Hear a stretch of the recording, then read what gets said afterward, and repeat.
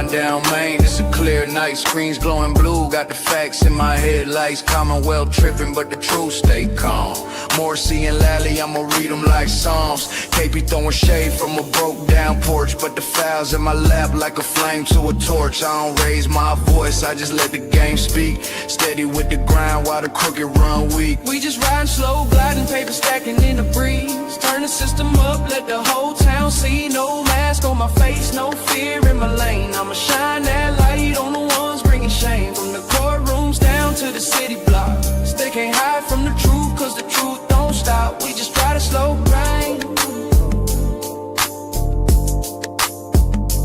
Midnight oil burning, pen hit the pad slow. Every word cut clean like the rims on the 𝗧𝗂𝗶𝘺. From Boston to Brockton, the whispers all hum. Turtle boys riding in the reckoning gon' come. 𝗟𝗟 in the back room, 𝗺𝗫𝗃 on the phone, trying to twist the narrative, but they can't postpone. I'm just sipping on the facts while the city play pretend. Truth got no curfew, I'ma run it to the end. See, this ain't about fame, this about that long game.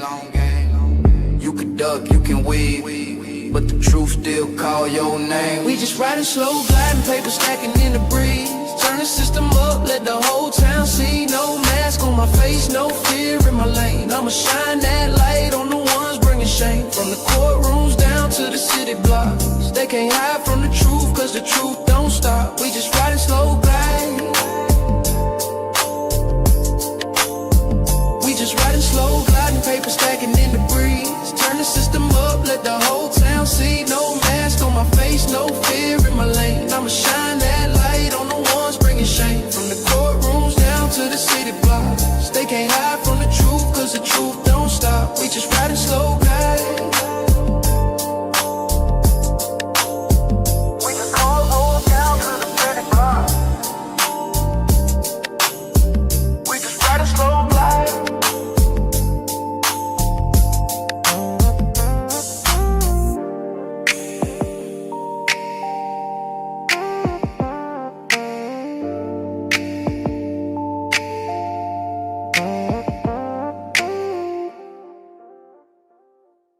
My name is Aidan Kearney, known online as 𝗃𝗏boy, and is a senior editor for TBDailyNews.com. They call me Dr. 𝗄𝗏boy. It's my preferred pronoun. Daddy. What's up, Daddy? Journalism Jesus. 𝗃𝗏𝗃𝗃𝗃 Kearney. The one and only 𝗄𝗏boy. 𝗃𝗏boy. What's up, Slick? The doctor is here. This guy's a bad motherfucker. That's like the intro. I've broken a lot of major stories. I've been doing it for about 11 years. I used to be a high school teacher. 𝗄𝗏boy has changed a lot over the years. I was once a blogger, but now I'm much more accurately known as an award-winning journalist, a satirist, and an activist.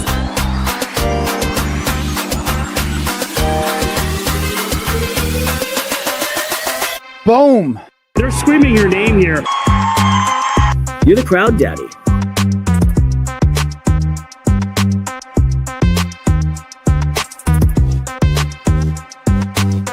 Crazy. People either love me or hate me. Listen, Turtle, all right? But either way, they're watching. Don't make such fun of the criminal justice system.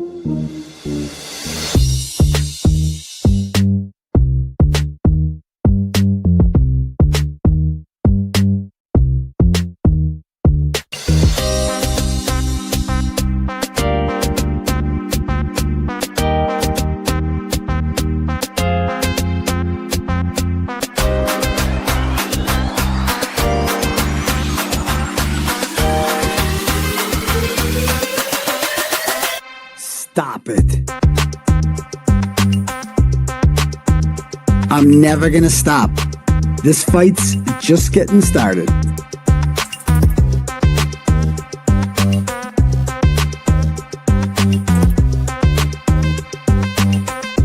Now let's get this party started.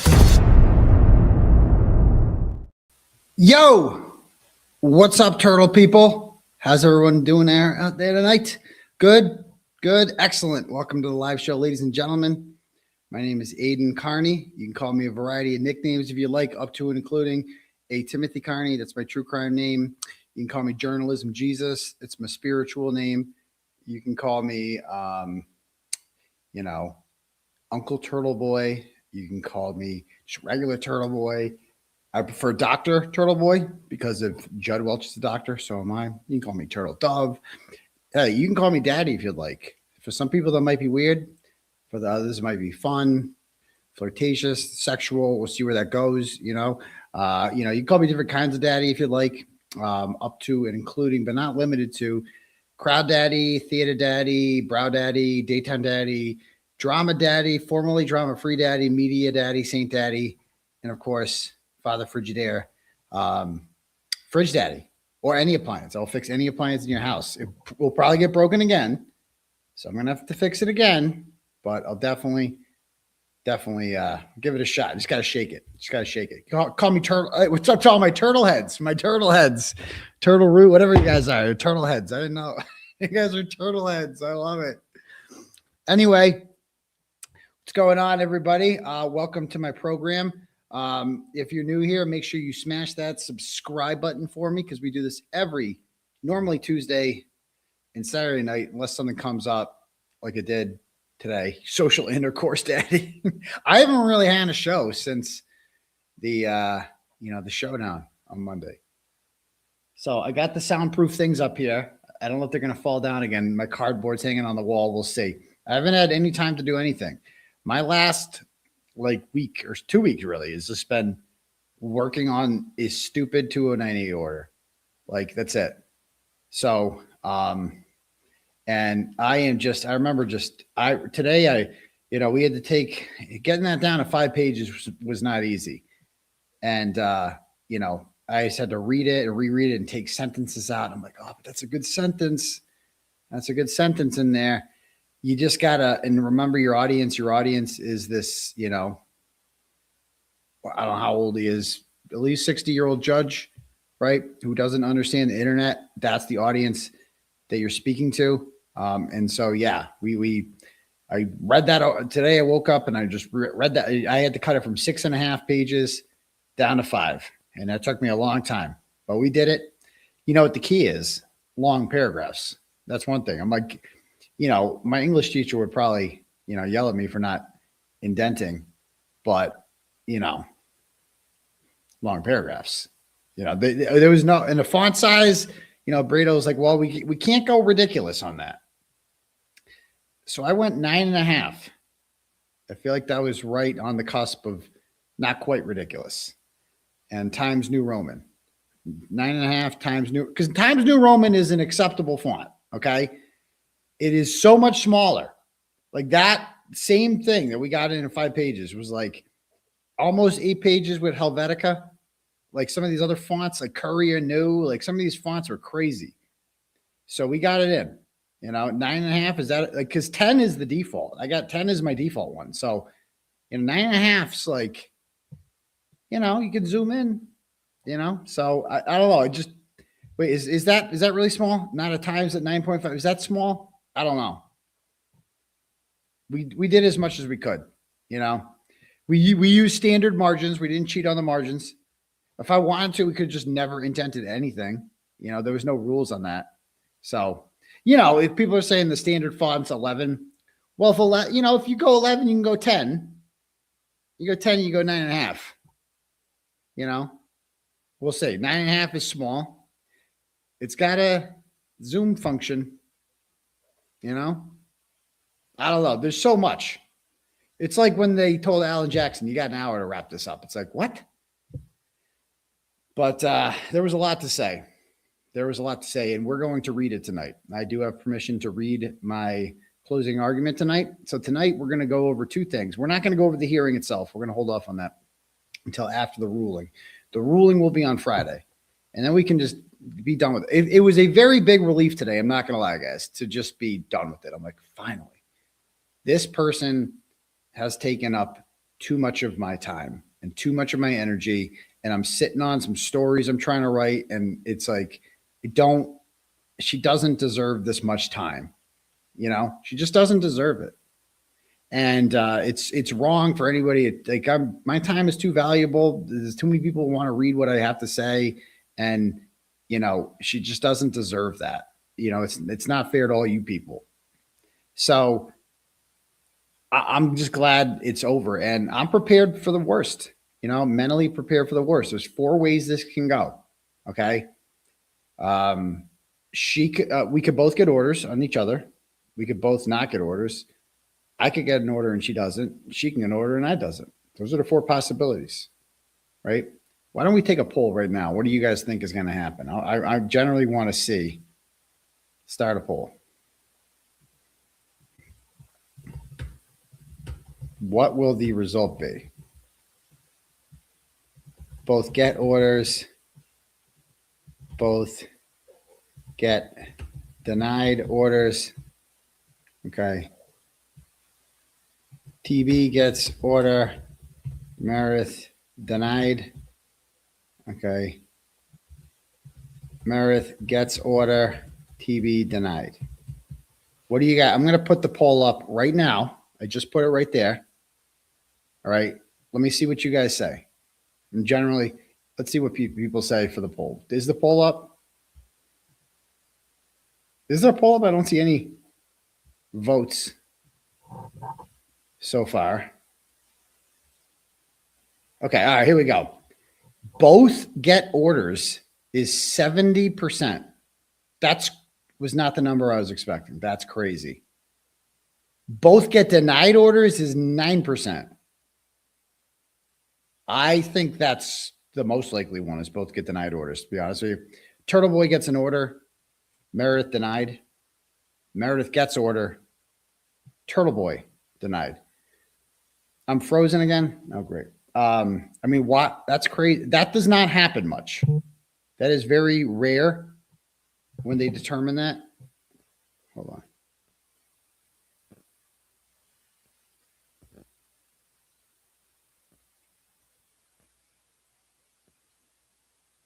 Hold on.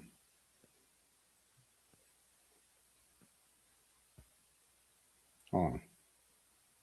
Hold on. Hold on. It doesn't happen much. You know, that's what they say. Basically, they say both get orders. It's like, I don't know what that would even resolve, because you're allowed to still talk about the other person when the order exists. So like, she could go right. I mean, I've had an order on 𝗺cie forever. It doesn't stop her. Like, you can keep talking about people all you want. I just don't pay attention to what I don't read, you know. I try not to. Sometimes if you're on there and like somebody shares something that they've put up and you're like, oh, well, this is, you see the retardation. You're like, okay, let's see what this idiot's saying today. And you're like, oh, she's talking about me. What else is new? What else is new? I don't know. But like, when you look at the facts of this, like in the elements, what have I done to have an order placed on me? The only way that he places both orders on us is like, okay, is he doesn't get it. And he's like, you're both assholes, go home, which is what I think he thinks of both her and I, to be honest with you. I think he thinks we're both assholes. But like legally, like what have I done to earn an order legally? Like I haven't threatened her with any sort of physical violence at all. I'm not coercing. You're going to see, I am not coercing or control. Why don't we start with that? Why don't we start with my closing statements and then we'll get into the forensic report. Okay, those are the 2 things that we're going to go over tonight. All right, closing statements and forensic report. But before I forget, if you haven't done so already and you'd like to have your message read out loud to the class tonight, you can click at the link at the top for Turtle Chat, or you can cash at me at $Uncle You could pay whatever you want, say whatever you want, and I will read your message out loud to the class. Now, I believe this. Like anybody watching this knows that I'm the victim here. Okay. Like I am the one who has been blackmailed, extorted, threatened, hacked into, had no privacy. While the relationship is going on, all the scary shit happened to me. Even being in that courtroom the other day, being around her was intense, scary even, because I've never seen her like this before. I mean, I've seen her getting there, but not like manic. Like the way she was yelling at her lawyer, like it was crazy. You guys should have seen it. It was nuts.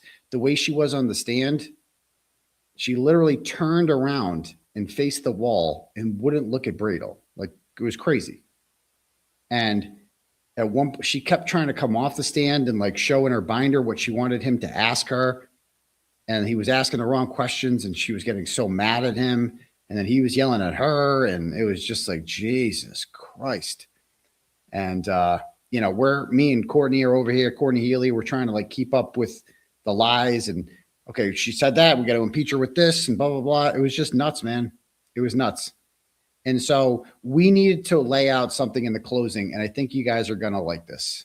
Okay, it's as good as it can get. I'm really happy with it, but I'm also prepared for the worst.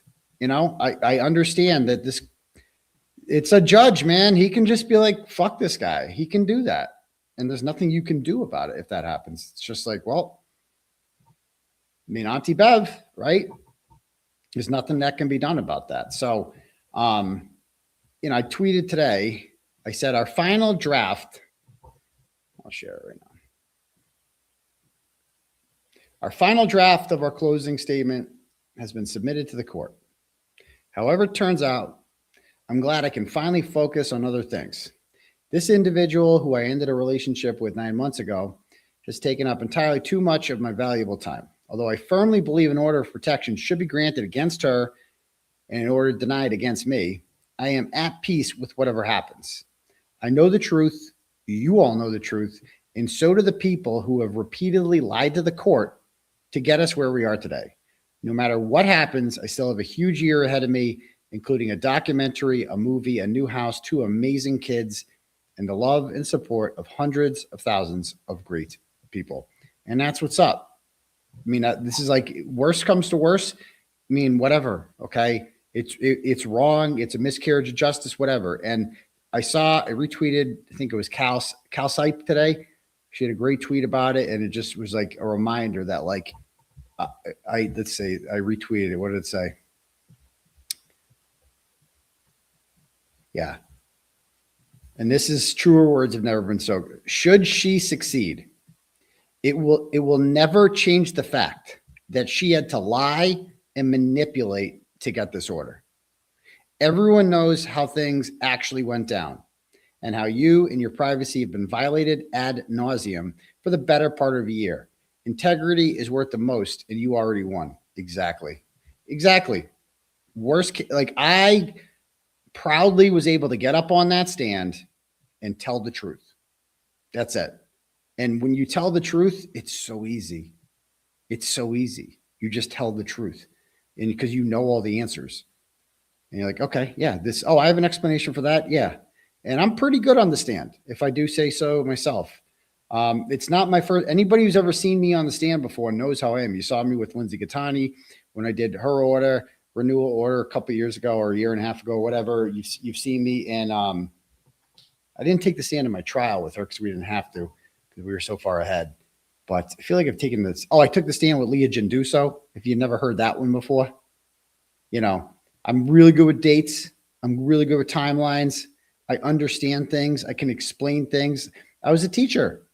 You know, I had the defense attorney or her attorney eating out of the palm of my hands. He thought he was going to like razzle me with his, you know, his antics. He didn't bother me at all.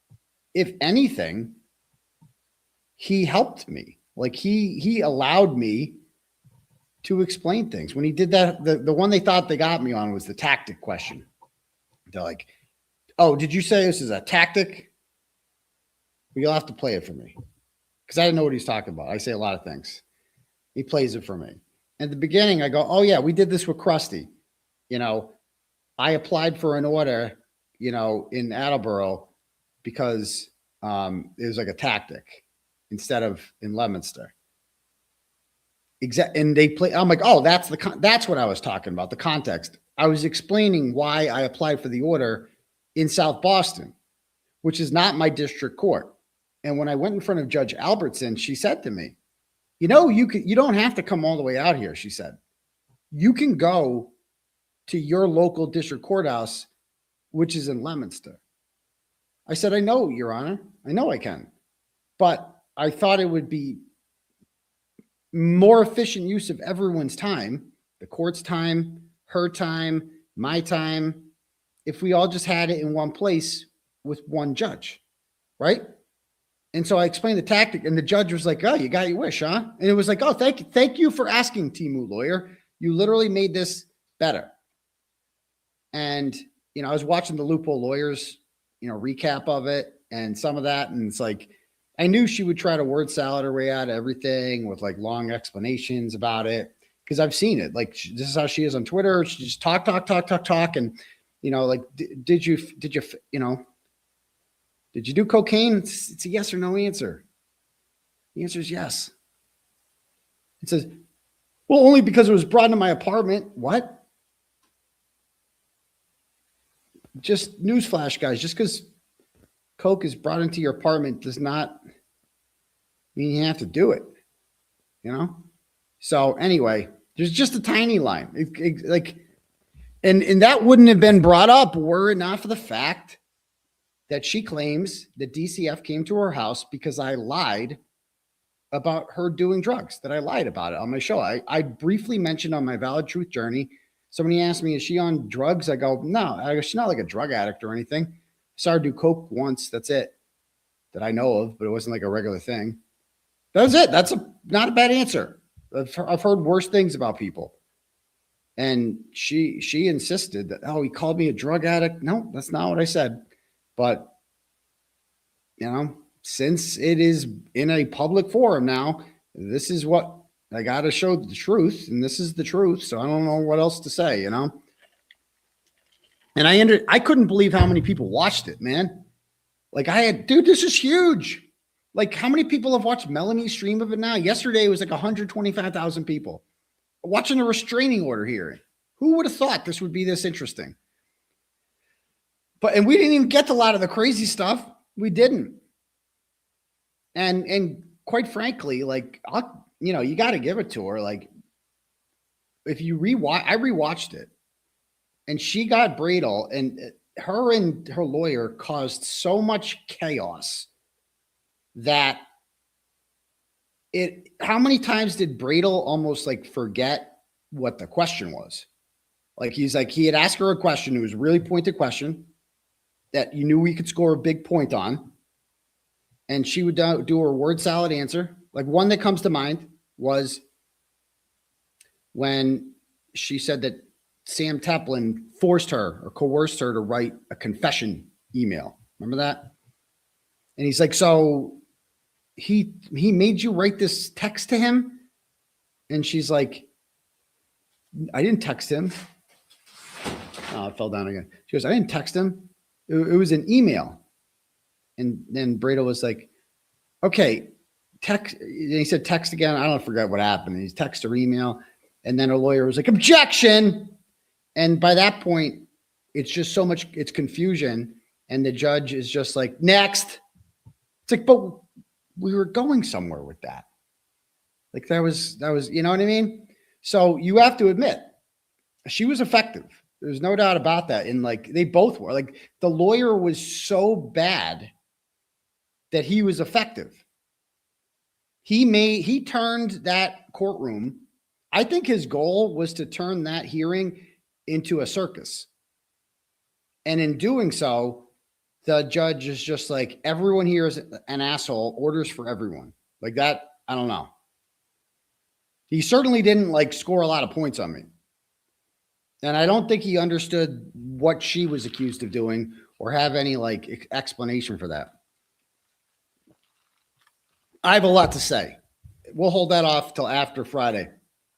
Maybe we'll review it on whatever. Her lawyer was yelling at her. She was yelling at her lawyer too. You should have seen it in person. Yelling at him. At one point, you guys didn't see it. You couldn't hear it on the audio. I forget where it happens. It's like an hour or so into Melanie's hearing. Actually, let me see. I'll just bring it up. Fuck it. Let me play one part of it that I remember distinctly. I'm like, whoa, that was crazy. Oh.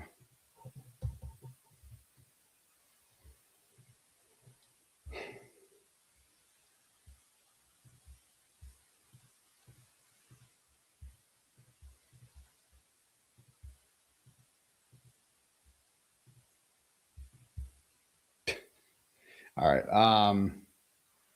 Hold on. I had a timestamp on one of these. Let me see if I can find it. Give me one sec.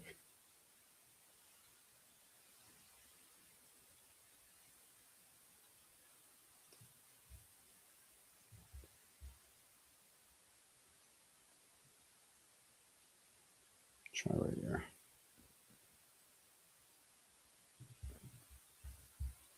But this is what he's saying you did, leak grand jury minutes, right? I move to introduce that. No, it's not exhibits. All I just heard from the witness is that one of these is her tweet or whatever it is, and one of them is from someone that she thinks is associated with him. So I don't even know what it is. Okay. What is it? What is it? And who's the person who actually posted it? Where did you get that document? Okay, so this is where he's so confused about what's happening. It's like they're sharing, her lawyer is sharing into evidence tweets or something, and the lawyer doesn't understand what it is, and she does, because she's very controlling and organized and has everything planned and all this stuff. And so her lawyer is like, not doing it right. And I think this is what happened. She's trying to tell you picked up the wrong document. Yes. I'm sorry. No, it's okay. I'm sorry. So I got it. he knew this, and his lawyer's been with him for 3 years. So I got it. hold on. That's So, okay. so at this point, she stepped off the stand and started crying. And because she was so frustrated with her attorney. And she was just like, it's not fair. He's been with his attorney for 3 years. You guys hear that 3 years comment? Listen to that. Yes. I'm sorry. No, it's okay. I'm sorry. So I got it. he knew this, and his lawyer's been with him for 3 years. So I got it. hold on. That's okay. Don't worry about it. She's like, it's not fair. But basically, that was her saying, my lawyer is retarded. That was her saying that. Like, my lawyer's, it's not fair. He's been with his lawyer for 3 years. He knows his case well, blah, blah, blah. My lawyer is retarded. And he didn't memorize this gigantic binder full of shit with the $6,000 he was given that, that was raised. So that was like an interesting thing. So anyway, here's what we're going to do. We're not going to play much of that tonight. We'll do that another night. But tonight, we're going to start off with some turtle chats, all right, and see what the people are saying. And then we're going to get into closing statements. All right. Where'd it go? Here it is.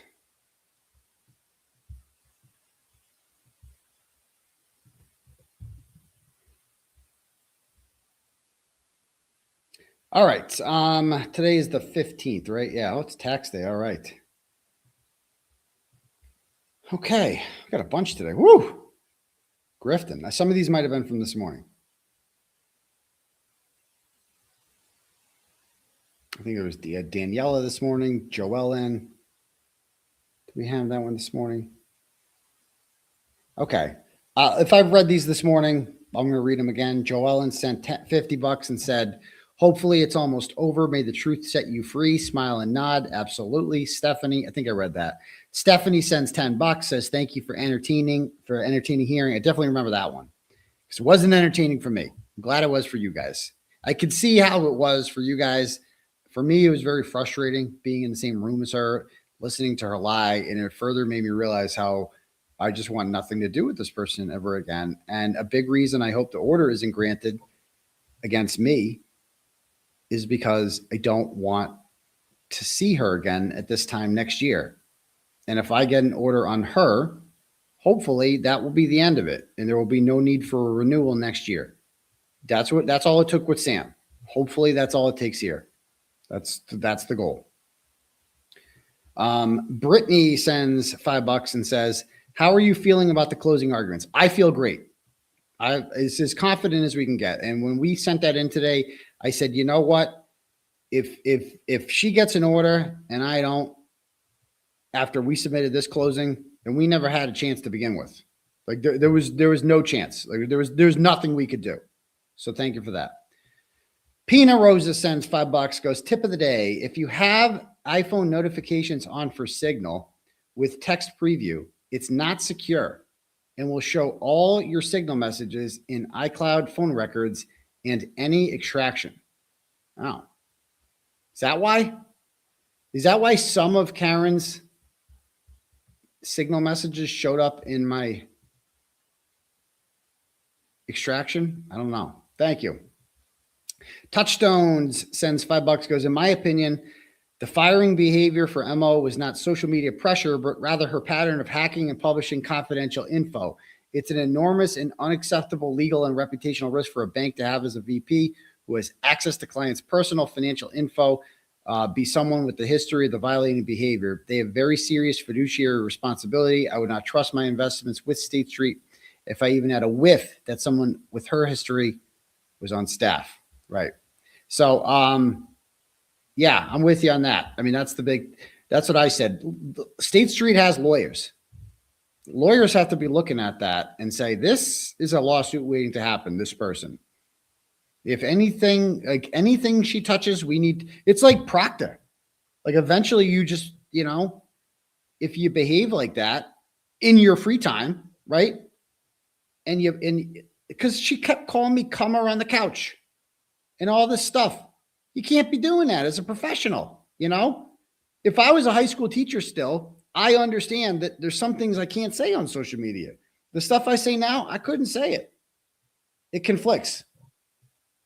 And I get that because I'm an adult and like I can't believe we're even having this conversation, I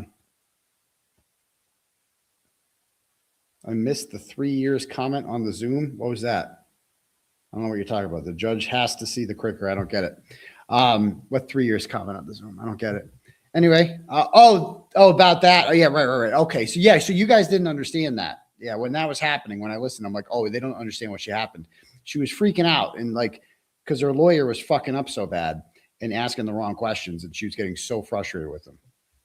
Eileen sends $10, goes, didn't you enter the forensic reports as evidence? I did. The judge said everything was impounded, so should he be talking about them tonight? Serious question. That's what I thought of when I saw the name of the show. Well, it's my report. I own it. I paid $10,000 for this report. And a lot of the stuff is already out there.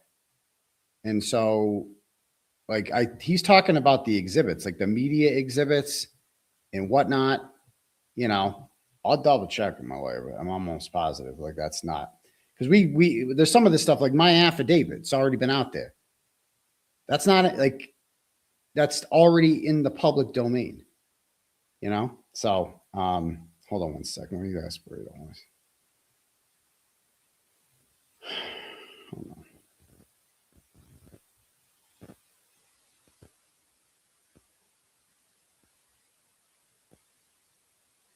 I don't see why I can't go over it. It's my report. It doesn't belong to the court. It belongs to me. It's already been shared on social media, has it not? Like I legally own it, Lena Red. Okay, there you go. It's already out there. Whatever. Consider everything impounded, but what does that mean? Like everything in there is on Twitter. Everything that's in the file is already on social media. Everything. So I don't even know what it's saying, but anyway. Yeah, any more? I mean, it's closed. I mean, evidence is closed at this point. Nothing else they can add, but I asked my attorneys beforehand, can I share the closing statement? And they said yes. So people are talking about closing arguments tonight on the show. Yeah. I got permission from Brado. I mean, did I submit the analysis? Well, that's one thing. I've got my own analysis of the report I can show. I guess I can go over that. But anyway, because that was not submitted into evidence. So there's that. Anyway, next. Marie sends $50 and says, hi, Doc, hang in there with everything. As a clinician, I'd like to make a recommendation, if I may. Meredith exhibits several behavioral traits common with someone with what is known as a cluster B personality disorder, possibly BPD or borderline personality disorder. It might be beneficial for you to spend a session or two with a professional who can educate you further on individuals with this illness and help you develop the skill set you need to navigate Meredith. Well, I appreciate that, but I don't ever want to navigate Meredith again. That's the whole purpose of this order, is that I don't have, like me before, like when I still cared about her, I'd be like, yeah, I hope she gets help and this and that. If I say I hope she gets help, now she just used that against me. She's just like, he's calling me mentally ill and saying and urging his audience to harass me. So it's like, nope, I don't care. Everything I said that like tried to like, you know, like for instance, one thing I urged her to do is I said, I had urged her to just log off social media. She used that against me. She's like, he made me shut down my social media. Coercive control. What? I didn't make anyone shut down their social media. I gave really good advice that was ignored. That's it. Like if she listened to that advice, then none of this would be happening right now. And that's not me. That's like, you can't tell somebody not to hurt themselves. Like, you know, if they're insisting on hurting themselves, you know, like, I don't even know what to say about that, but anyway, hold on.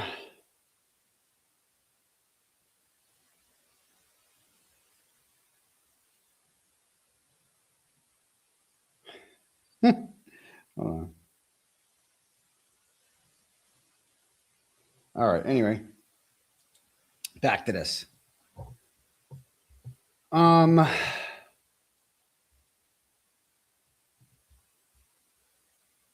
Jacqueline sends $25 and goes, keep speaking your truth. It will set you free. That's the thing. Like she said before, I can hold my head up high knowing I just told the truth. And if the judge issues an order against me, then we got a bad draw. I don't know what to say, but, you know, I didn't lie. I didn't have to manipulate. You know, if she gets this order granted, it's because of that she was a convincing liar. Like, that's the only thing that matters.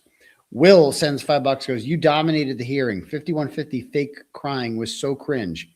Why is she so obsessed with you? I still want that beer at Seven Saws with you. Okay. So, well, I appreciate that, sir. I don't know. I don't know and don't care. Thanks. Sandra sends $50 and says, when Meredith said to Bradel that she previously testified for you as per his coaching, that means she perjured herself. She swore to tell the truth if she lied, and she applied Monday. That's on her. She said a lot of things that were crazy on Monday. She said, like, the part about, like, she claims that we made her go through my phone extraction to find information on the Alberts that we could use to further intimidate them. Like, what? I don't even know what that was. We didn't ask any more questions, just like we didn't follow up on the what. I mean, so many statements she made. It was like, so you lied? You know, and when she admitted that, oh, yeah, I did lie. And I said that I was going to tell police they hit him, but only because I wanted him to stop filming me. It's like, oh, so she just lies to get her way and manipulate. Oh, okay. So why would anybody believe anything she says? I mean, that's the logical question. Next. Sandra, I already read that one. Aaron sends $10, goes, who does your song, intro song? It's fantastic. That would be Laura from London. She's a very talented woman. Very talented lady. Thank you, Aaron. Renee sends $100. Thanks, Renee. And says, hi, Daddy. Congrats on the new home and wishing a great outcome on the hearing and then with your charges. Turtle heads got your back. I love my turtle heads. Thank you so much. Appreciate that, guys. Christine sends $10, goes, you did great. And I hope the judge sees the hell you've been through. I felt your pain. So there's that. And love to the besties and bunnies. Thank you, Christine. I appreciate that. Let me double check here.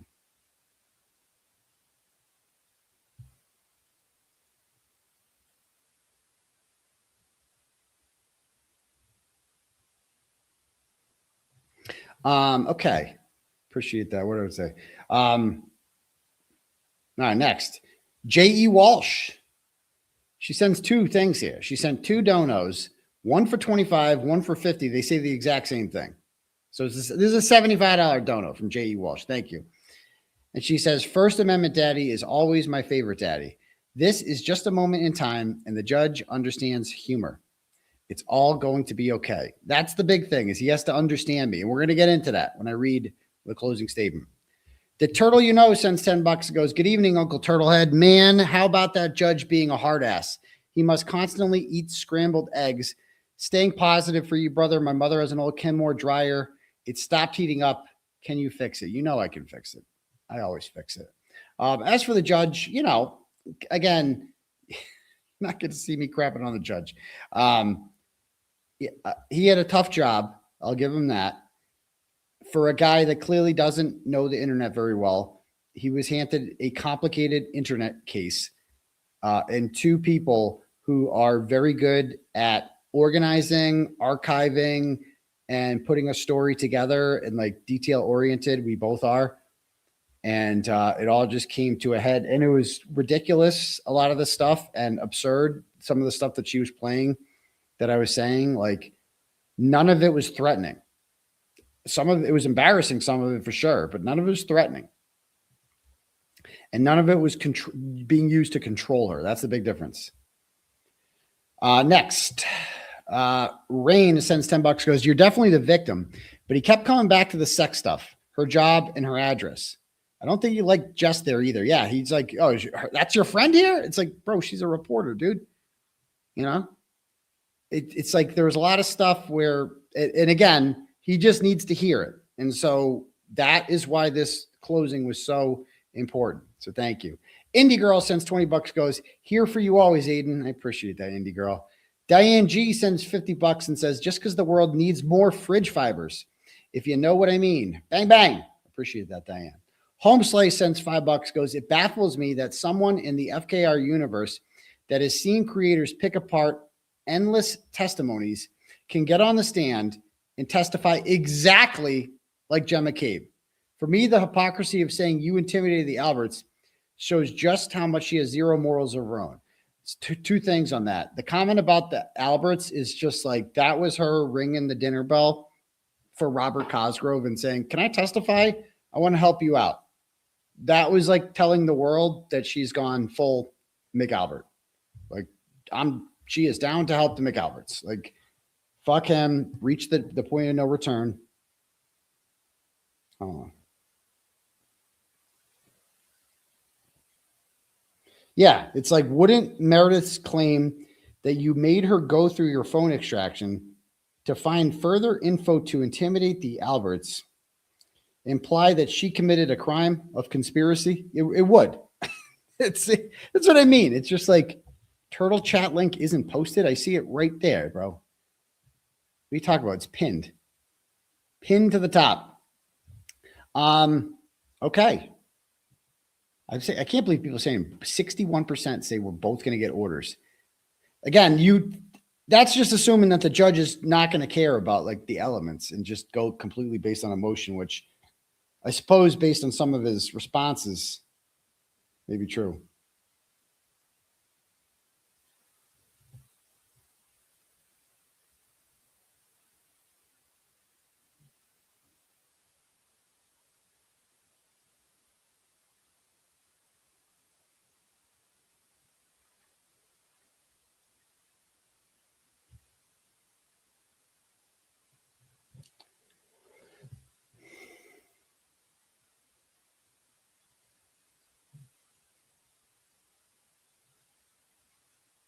Hold on, just clarifying the thing. All right, yeah, so all right, yeah, well, we can get I'm not going to share the actual forensic report yet. But I did analysis. I did a little write-up of things that weren't in the report that I was able, you'll see, that's not entered into evidence and therefore is not impounded. I mean, that's crazy. I paid $10,000 for this report.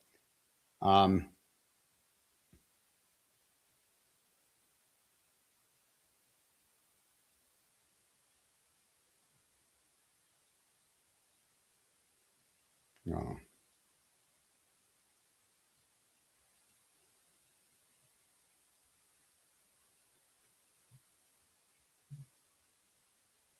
Yeah. Yeah, so I can share, you know, we probably could share the full report, but just because we're under, you know, all this scrutiny, I can share my separate analysis of it that was not entered into evidence. So I did not enter my report on the report was not entered into evidence. That's not impounded. See how ridiculous this impoundment order is? But, you know, so I will not share to go over anything that's been entered into evidence. That report, and that's the crazy, here's the crazy part. Like That video I did the other day, the mashup video of Meredith O'Neill Unafraid, all of those videos and clips were put into evidence as individual exhibits. All of them can be found on YouTube and Twitter. I can't share those media exhibits, but I can share the compilation of it for somehow. You know what I mean? Like, that's crazy. Anyway. All right, back to this.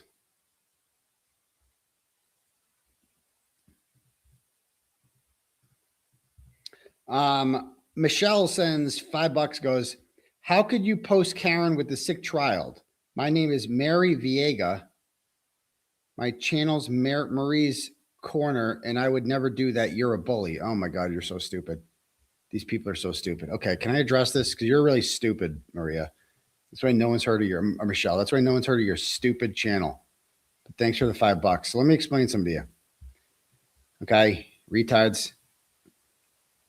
I couldn't believe that this was like shared on Reddit. People like, oh my God, is he crapping on Karen? No, I'm crapping on Nick Rocco, but thanks for asking.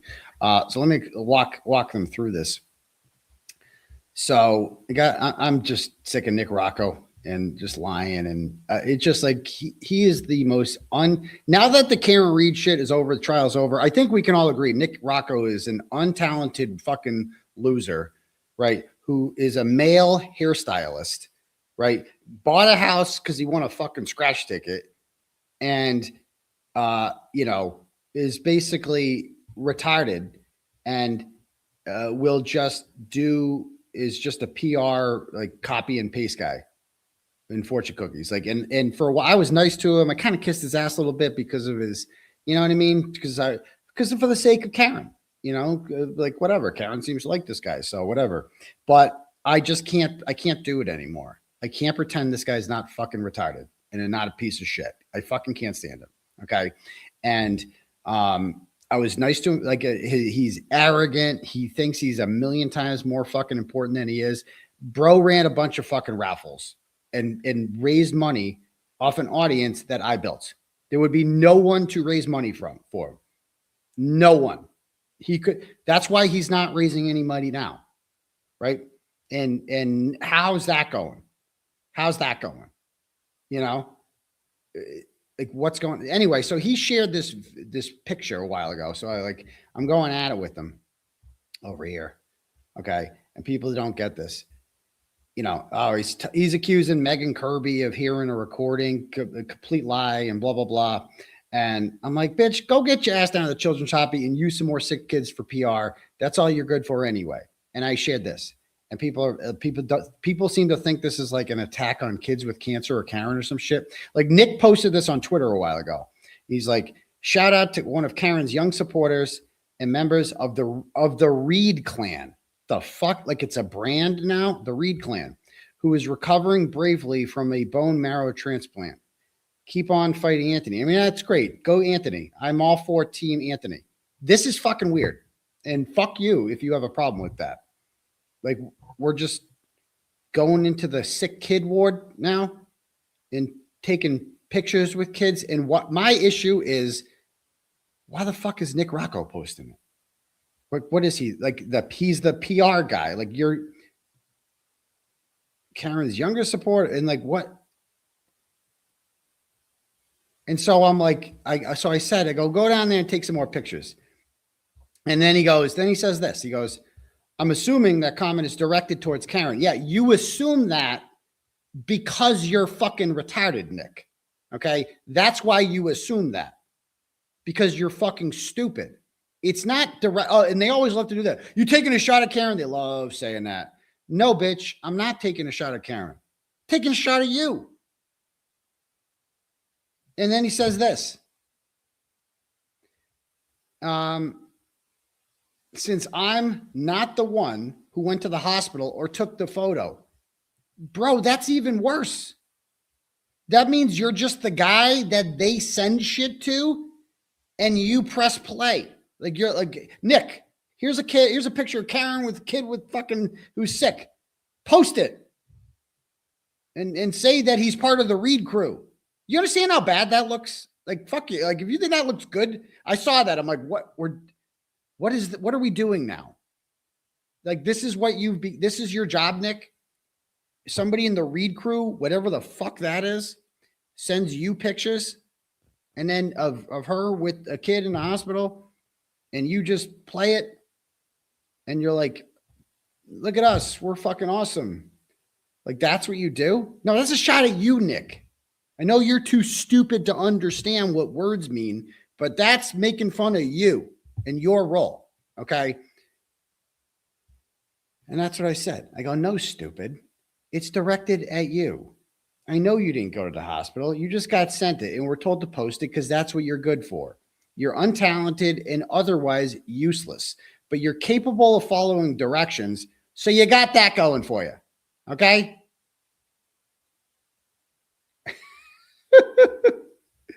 Oh, my God. My jealousy of Nick. What the fuck would I be jealous of Nick Rocco for? Like, what am I going to be jealous of him? I don't know. But anyway, like I said, look behind me. There you go. All right. Next. Do we have any Cash Apps here? Let me see if we have any Cash Apps.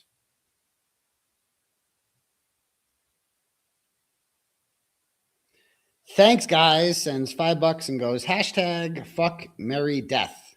Okay. Well, I don't co-sign that, but we'll see. $8 from Slay Ann says, if your friend brings in snow, you got to do the blow. Apparently, that's what they say. Papa Sean sends $5 and goes, please look at Jason Esquire recent on Twitter. Retardation. No, thank you.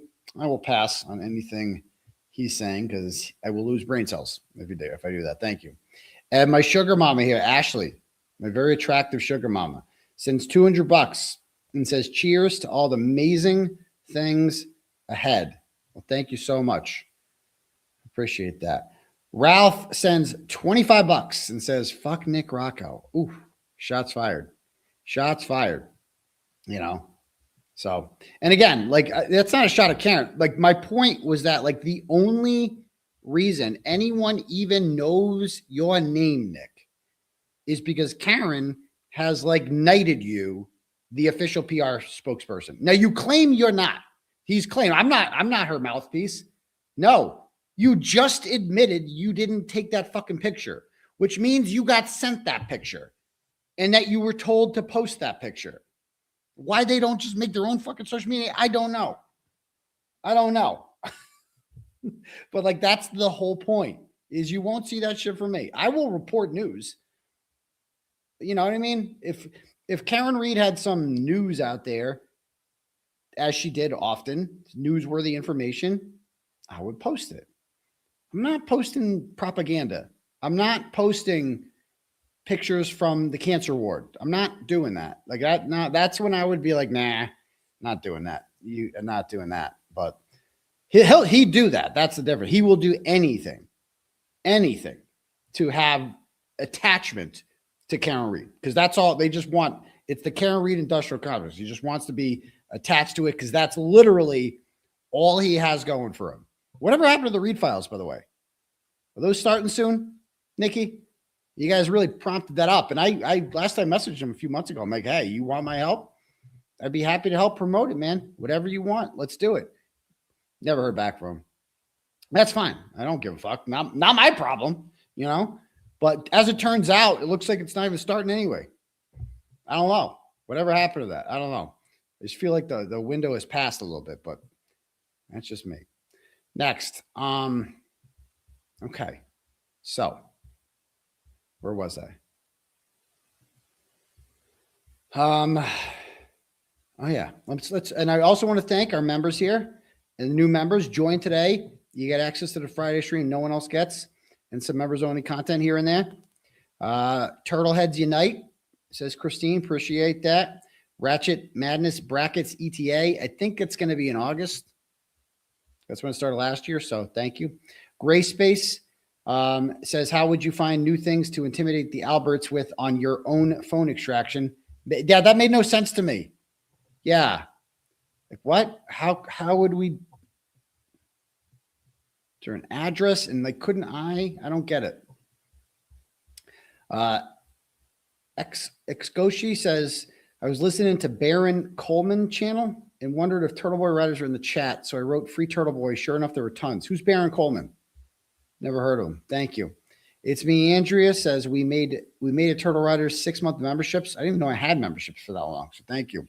Chastity said she did it because wanted it out of her apartment. Just making the person take their Coke and leave is fucking insane. Yeah, that's it. That was the reason. Well, I didn't want it in my apartment, right? There you go. St. Kearney says the judge won't give an order each just to shut both sides up. He'll go through the legal route and see who is breaking the law. Yeah, I mean, that's the hope. If he does that, I'm going to win. But we'll see.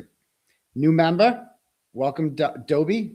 Oh, we got J.E. Walsh just throwing around memberships. Throwing them out of memberships. Loving it. The Purple Raid is here. Great to see. Love seeing that. Grant's Rope Belt is a member. I love Grant now. Grant's like fucking killing it these days. You got to admit it.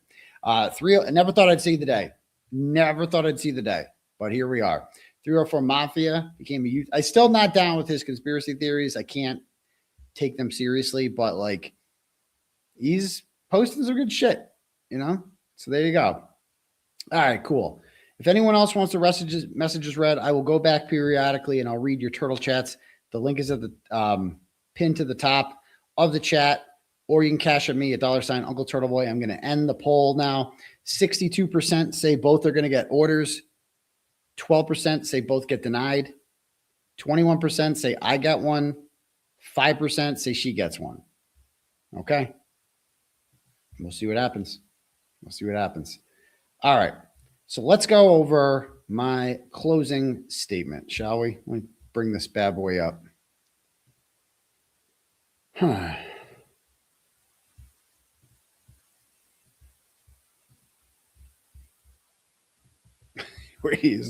Dude, when I say we didn't use paragraphs much, like these are long, these are some long paragraphs. Okay. There's a lot to say. The browser can't access your screen. Huh? What? Oh, this. Okay. Is that it? There it is. Okay. Here we go. Here we go. All right. This case is about revenge, control, and retribution. These are Meredith O'Neill's stock in trade. She is dangerous, diabolical, computer savvy, and hates Mr. Kearney. In 2024 and 25, driven by jealousy and paranoia, she pathologically tried to control and later destroy Mr. Kearney. The court is charged with deciding if the actions described in court in this case satisfy the requirements for a Chapter 209A restraining order due to abuse and, more specifically, coercive control. Abuse justifying an order can be shown in relevant part by one instance of placing Mr. Kearney in fear of imminent, serious physical harm or by coercive control. So we are reading the statute, the elements of the statute, right? And we are making sure that we have our bases covered here. We're not doing the emotion thing. We're not doing the I'm sad and naked pictures, I said I'm bad, bad in bed. And like, we're not doing that. That does not satisfy it. So we're saying the two things. It could be physical harm or coercive control, which is a pattern of behavior intended to threaten, intimidate, harass, isolate, control, coerce, or, so not all of the above, or compel compliance that causes that person to reasonably fear physical harm or so you don't have to have the physical harm, or have a reduced sense of physical safety or autonomy. Autonomy being the key word there. If your behavior is being controlled by another person, you do not have autonomy, do you? Coercive control is shown through a pattern of such actions as controlling, regulating, or monitoring the person's activities, communications, movements, like your IP addresses and where you're at, finances. Oh, you mean like posting all, how much you've paid your attorneys and like your contract from compelling pictures, stuff like that. Okay. Economic resources or access to services, including through technological means, threatening to publish sensitive personal information relating to the person. Oh, yeah, I've never seen that before, including sexually explicit images. And finally, a single act under the statute section, a single act to threaten, blah, blah, blah, blah, blah. Miss O'Neill is guilty of all of these methods of abuse, justifying an order against her. She put Mr. Kearney in fear of imminent serious physical harm when driven by rabid jealousy over their mutual friend, Miss Lauren Murray. She maniacally sped down the highway home from a social gathering. She was driving 100 miles an hour on I-495 in Taunton, recklessly swerving in and out of traffic and tailgating, causing Kearney to experience a reduced sense of physical safety. He feared she was seeking vengeance, about to cause an intentional crash due to her despair over a non-existent affair. Kearney was terrified and in physical fear of O'Neill due to her behavior and jealousy of other women. This alone justifies an order against her, because all it takes for a 209A is one instance that puts you in fear of physical harm. You don't understand how scary that car ride was. I remember it like it was yesterday, folks. You know, I remember it like it was yesterday. And I just remember like being in that car and wanting to get out, like holding on, you know, when you hold on to like the thing, you're like, it's a roller coaster. You're like, holy fuck. I'd never seen. She was so mad. And she was convinced that I smooched with Lauren Murray downstairs when I went to the bathroom because I was gone for 90 seconds. And she was really mad that I didn't thank her. Like after I thanked everybody for coming out to Can Trivia.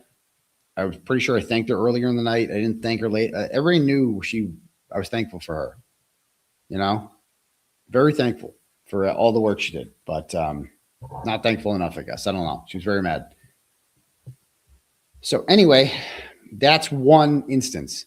O'Neill also unveiled her way into his home through false pretenses on July 10th, 2025, claiming she fell and bled on his stoop. Kearney allowed her to come in and stay, and he returned home only to find her, bizarrely, with her face and body covered in her own blood, laying in his bed waiting for him. This alarming and terrifying scene also itself justifies an order, as it reasonably placed him in fear of imminent serious physical harm at the time, as well as a reduced sense of physical safety. He was in fear due to the uncertainty of her intentions, her resistance to their breakup, and the deception that she employed in arriving against Mr. Kearney's will and talking her way into the house. That's exactly it. The order is justified under the second instance alone, and both instances together should conclusively end the inquiry and justify the order. So, of course, you try coming home to a site like that, guys, and tell me you're not scared. It was like a horror movie. I came home. She's covered in blood on my sheets, which were ruined, by the way. And it was just like, oh, it's going to be a long night. That's what I remember thinking. Like, she is not going to go without a fight here. Like, not like a physical fight, as in like, she's not going to give me up easily. She is pulling out all the stops. She was supposed to just come there, get her shit, and then we never see each other again. Right? Or maybe we do down the line. Who knows? But that was the end of it. And of course, she fell and cut herself, a huge gash right here, just cut herself on my completely level or maybe slightly inclined walkway with no major like potholes or anything, just fell. And it's okay if you fall, but to come home to that scene, that's scary. Okay. And I testified to that in court. And her lawyer is like, well, then would you call the ambulance? What the fuck am I going to call an ambulance for? She covered herself in blood. I instantly knew she wasn't like bleeding from her face. I knew this was part of an act. Like, I knew that like she took blood from her arm and smeared it all over her face. Okay. I figured it out. Next one. The relatively new concept of coercive control as a means of abuse under the statute also amply justifies an order protecting Mr. Kearney and shutting down O'Neill's reign of terror. Throughout their relationship and after their July breakup, Meredith repeatedly used coercive control against Aidan Kearney in order to control, regulate, and monitor his activities, communications, and economic resources through technological means. Again, elements of the statute. She threatened to harm him by publishing messages, pictures, and videos that would put him in danger and cause public humiliation and emotional harm. She published explicit sexual photos and videos of him and several women. Yes, she did. Only a single act of such publication. I mean, she did the Gatani ones by sending out the phone extraction. God knows how many victims there are in there, you know. She threatened to harm him by publishing messages of pictures and videos that would put him in danger and cause public humiliation and emotional harm. The messages about Karen Reed. She published explicit sexual photos and videos of him and several women. Only a single act is required where it is intended to threaten, intimidate, harass, isolate, control, coerce, or compel compliance. That is exactly what she did with threatening to share the messages about the Karen Reed fake threesome. Was intended to compel compliance. Oh, do as I say, or else I am going to release this sexually explicit message. That is coercive control. That is making it so you can't leave. See what I'm saying? It controls you. I can't leave this relationship because I fear what is going to happen if I do. Right? Not physical harm for that particular thing.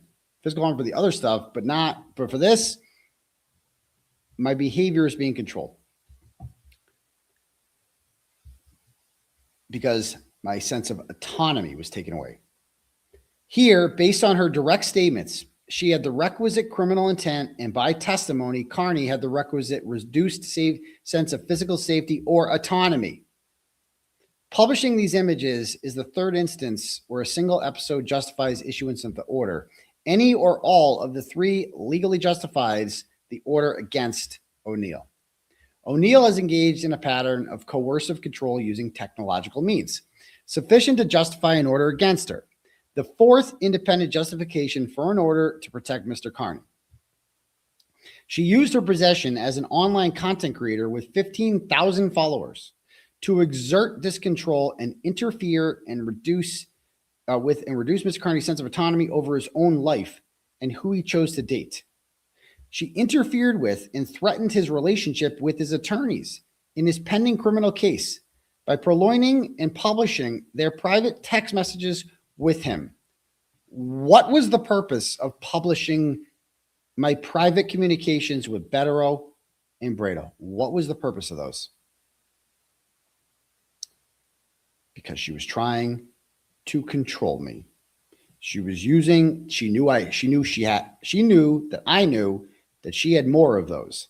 And the more I continued my valid truth journey, she could get me to shut up by threatening to post those. She could silence me. She could control my speech. She can control my behavior. She could also control other ways. Part of the deal, the extortion deal that Broyles facilitated, was I have to go to Jimmy and Jessica and Nurse Kim and Will, and I have to ask them to lay off. I had to go to 𝗺cie 𝗁𝗵 and ask her to lay off. I was told to message 𝗺cie by Jason Broyles. He's like, she's telling you that you have to go to 𝗺cie 𝗁𝗵 because 𝗺cie 𝗁𝗵 posted her workplace information. And I had to go to 𝗺cie 𝗁𝗵 and I had to tell her to take it down, or else she was going to release the imaginary 𝗵𝗏𝗏 recording. So I had to go to 𝗺cie. She'll tell you. I messaged her and I said, you got to take that down, or else she's going to take it out of me and she's going to release a recording she claims to have of me and Mark 𝗵𝗏𝗏. I don't know what this recording is. I don't remember anything about a recording with 𝗵𝗏𝗏, but she insists she has one, and she's literally using it to control me. And it succeeded. I thought that shit was real. I don't remember ever recording 𝗏𝗏𝗀. I feel like that's someone I would remember, but I had him on speakerphone all the time. I always talk on speakerphone. And if she was around me and recorded it, then she could publish that and say he recorded it. It would certainly seem like I recorded it, right? Imagine I'm sitting next to her and she's recording me talking to 𝗏𝗏𝗀. If you heard that recording, it would sound like I recorded it. So that's what it was in the back of my head was, did that happen? And she claims, because I called, in my affidavit, I called her out on that being fake. She claims that it's real, but she lost it. She just lost it. This is what she's been telling people. Oh. Anyway, back to this. She interfered with and threatened his relationship with his attorneys in his pending criminal case by purloining and publishing their private texts with him. O'Neill also falsely claimed that he engaged in mortgage fraud and used the false claim to drive off his realtor and attempt to ruin his purchase of a home, striking at the heart of his security and autonomy. Key word. Much like covering herself in blood and going into his prior home. At no point did Mr. Kearney ever attempt to control or coerce Miss O'Neill's behavior by threatening to harm her in any way if she did not do as he asked. Instead, the evidence shows that he posted messages and sent texts to her begging her to leave him alone. And he implored others to leave her alone. I literally did that. It's all in writing. And she said no. I took down the valid truth journeys about her on December 13th. I was all upset. All of those 𝗏𝗏𝗀 messages that she released, man, those were problematic. Those were real problematic. As you can imagine, Mr. 𝗏𝗏𝗀 was not very happy with me about that. He's reading his own messages, his own privileged communications with me online. As you can imagine, for a well-respected, reputable attorney like him, this has never happened before. He's never had anything like this happen before. A client has screenshotted his messages without his consent, and those are now being distributed out there. And so I had to explain to him why this is happening. I'm like, look it. I'm sorry. I didn't mean for this to happen. I'm like, why would you? He's like, he couldn't understand why I was screenshotting messages. And I'm like, because sometimes, like, she would always want to be caught up in what was going on. Like, what are we doing? Like, she was so involved in my legal case, and I was happy to talk to her about it because she was like my partner. You know what I mean? And I would tell 𝗏𝗏𝗀, like, she'd be like, what are you guys doing? Like, what's the plan? And instead of just writing it all out, I hate doing that shit. I would just screenshot our conversation and be like, this is what we're talking about. This is the strategy. This is what we're doing, stuff like that. That's all. And so, like, I didn't mean anything by it. I wasn't, but I'm like, I've given because he's a really professional guy, and those comments, and I understand. I totally get it, those. And it's on me, it's fucked up. She did it, but ultimately it's on me because I trusted a crazy person. And if you're him and you're looking at me and you're like, well, you should have known. How'd you not know that? Like, you saw those court documents, right? You saw those restraining order documents and you trusted her. That's the difference between me and 𝗏𝗏𝗀 is he would never trust someone like that. He's too smart for that. And that's why he's so successful. Is like, he's too smart. I don't negotiate with terrorists. Exactly. A lot of she tried, and I asked Jess. I asked her not to, and she complied. Not only could Meredith control she could coercively control me, but she could control others through me. Right? I mean, what do you think all those tweets saying, if Chelsea O'Neill shares another text message, I'm going to release 5 more Bradel and 𝗏𝗏𝗀 text messages. That's like coercing me to use my influence with Chelsea O'Neill to get her to stop, or else it gets taken out on me. And now they're in the position where they're like, well, I don't want to see Aidan get hurt. Like, that's crazy. Crazy. Yeah. And like, honestly, that was her goal. And when I called her on December 13th, crying like a baby, legit, I was very depressed that day. Because like all this shit was getting out and it was upsetting 𝗏𝗏𝗺, and I felt horrible. And I'm like, Jesus Christ. And she knew that was a weakness. And that's why she kept releasing them. She knew that it was upsetting him. She knew that by attacking him, she could control me. Because she knew that, like, she knows I can't afford to lose Mark 𝗏𝗏𝗺, right? She knows that, like, 𝗏𝗏𝗺's awesome, 𝗏𝗏𝗺's great, but this is a two-person job, okay? And it's too late for me to start over. I can't just hire someone new, right? In the middle of it. How the fuck do you catch someone up on my legal issues? Nobody knows it like 𝗏𝗏𝗺. Like, he's a 1 in a million attorney. Whatever he wants, I'm going to pay him. Period. Period. Because he's irreplaceable. He is.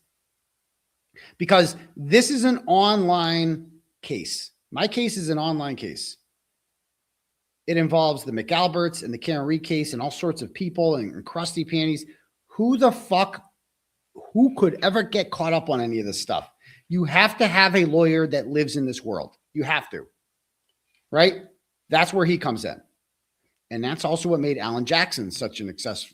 Like, David Yanetti's great, but she needed an Alan Jackson too, right? Because she needed somebody that just lives in this world. And that's what Alan Jackson does. Alan Jackson lives in this world. He follows everything in the Facebook groups. He monitors that shit. I don't know if David did that, right? That was an Alan Jackson thing. Pays attention to this shit. And so did his client. And it's the same with me, right? And like 𝗏𝗏𝗺 lives in this world. So he was essential to keep on this case. And she knew that. And she knew that. And so her releasing all of those 𝗏𝗏𝗺 messages, that wasn't just because she said she said she was just doing this to defend herself, right? That's why she's releasing all this stuff. How the fuck is releasing Mark 𝗏𝗏𝗺's private communications with me defending herself? Defending herself from what? She's not proving anybody wrong, but she is just seeking to humiliate a very well-respected professional attorney in the hopes that he will get frustrated, take it out on me, and quit. And say, this ain't worth it. I can go back to New York, deal with I've been around too long for this shit. That's what she knew that. And so when I called her on December 13th, like, she recorded the whole thing. So ask her to play the whole recording if you want. Oh, 10 memberships. Nice. You know, she recorded the whole thing. So maybe she'll play the whole thing sometime. I don't know. It's pretty bad. I cry a lot. Not cry, but like whimper. Like, I was like very depressed. Okay.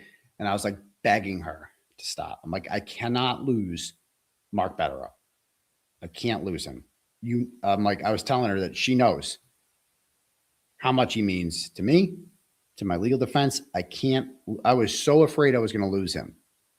And so I'm like, please stop. And I said, I took down all of the valid truth journeys. I'm never going to speak your name again. And she's like, you need to get this person to stop. You need to get this person to stop. And I'm like, please have mercy. You know what I mean? Like, I'm like, we have history. You know, you cared about me at one point, you know, and she just kept going back to Yellowstone. That's all she cared about was that comment. Nothing upset her more than that. So I'm like begging her, please stop, please. Whatever she needed, I would have done. She wanted me to go online and publish a full apology to her. And I told her I would. I said, I'll do that. I go, but I put that out there. Everyone's going to think it's a hostage video. People aren't going to think it's authentic. People are going to know that I'm literally being coerced and controlled into writing this, you know, but I would have done it. I would have done anything to get her to stop releasing 𝗏𝗏 text messages. Anything. There's nothing I would, like, nothing. I had to go through my entire chat history with her and review every screenshot she had, everything. I knew one was going to come out with 𝗏𝗏. I'm like, this one's kind of funny, at least. You know, this one's going to come out. There's one where we're kind of laughing at Nan Gallagher. Like, that one's kind of funny. I go, if this one comes out, people are going to like you more, but whatever. Okay. Anyway, back to this. So, but again, I quit. I tapped out. I told her, I surrender. You win. I'm not going to post about you anymore, to write about you, please. And she agreed. She said, fine.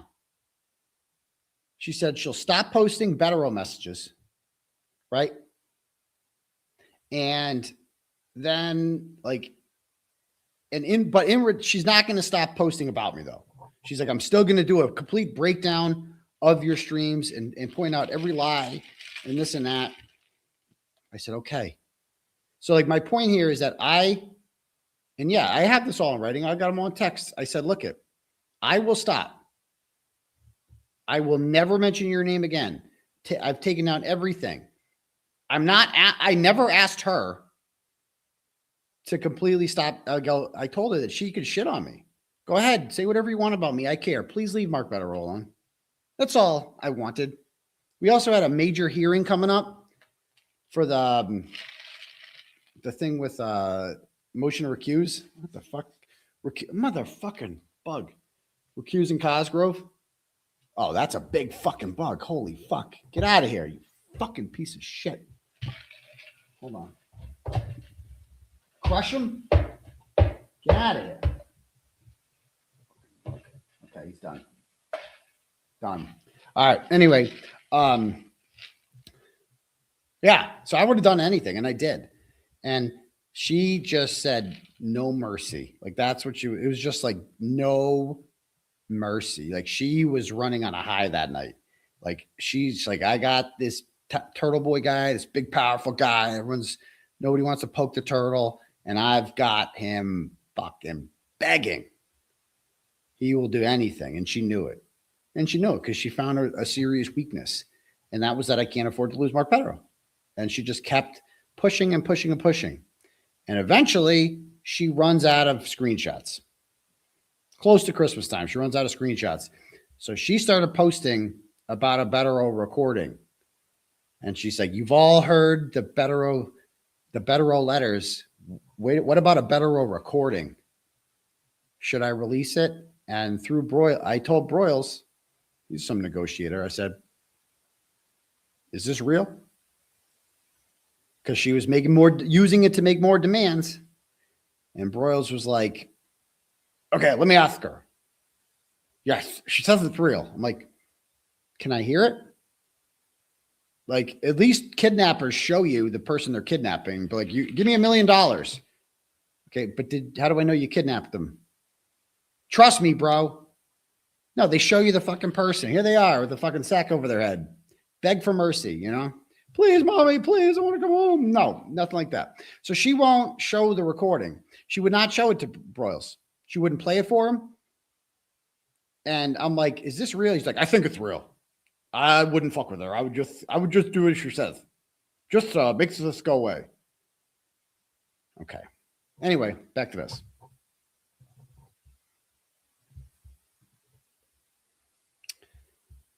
Okay. The court should hear some background at this point. So this is important because the judge clearly doesn't get who I am. And he just hears a clip of me talking about sex and reverse cowgirl. And he's like, what the fuck? What is comedy made? People listen to this? What? It's like, okay, so we got to explain who I am. Mr. Kearney is an online content creator who entertains and informs a large and diverse audience. Part of his brand is that he is authentic and discusses his personal life, which is most people don't do that. I do that. He outlines stories he's reporting on, because I'm a reporter, but also talks about his family, his legal matters, his life experiences, relationships, and his vulnerabilities. In the mold of Howard Stern, because figured that even though this guy's kind of like a boomer, he probably knows who Howard Stern is, right? Like that's the big thing. Like Howard Stern's outreach. I'm not Howard Stern, but like Howard Stern built his brand talking about shit you're not supposed to talk about, right? And like imagine anyone could just get an order on him. Like that's crazy. He is vulgar at times, but also entertaining, funny, and affable. This is why he has become so popular. People like and identify with him because he is honest, relatable, and engaging. O'Neill is also an online content creator who built her profile. And so this is like, we want to contrast me and her.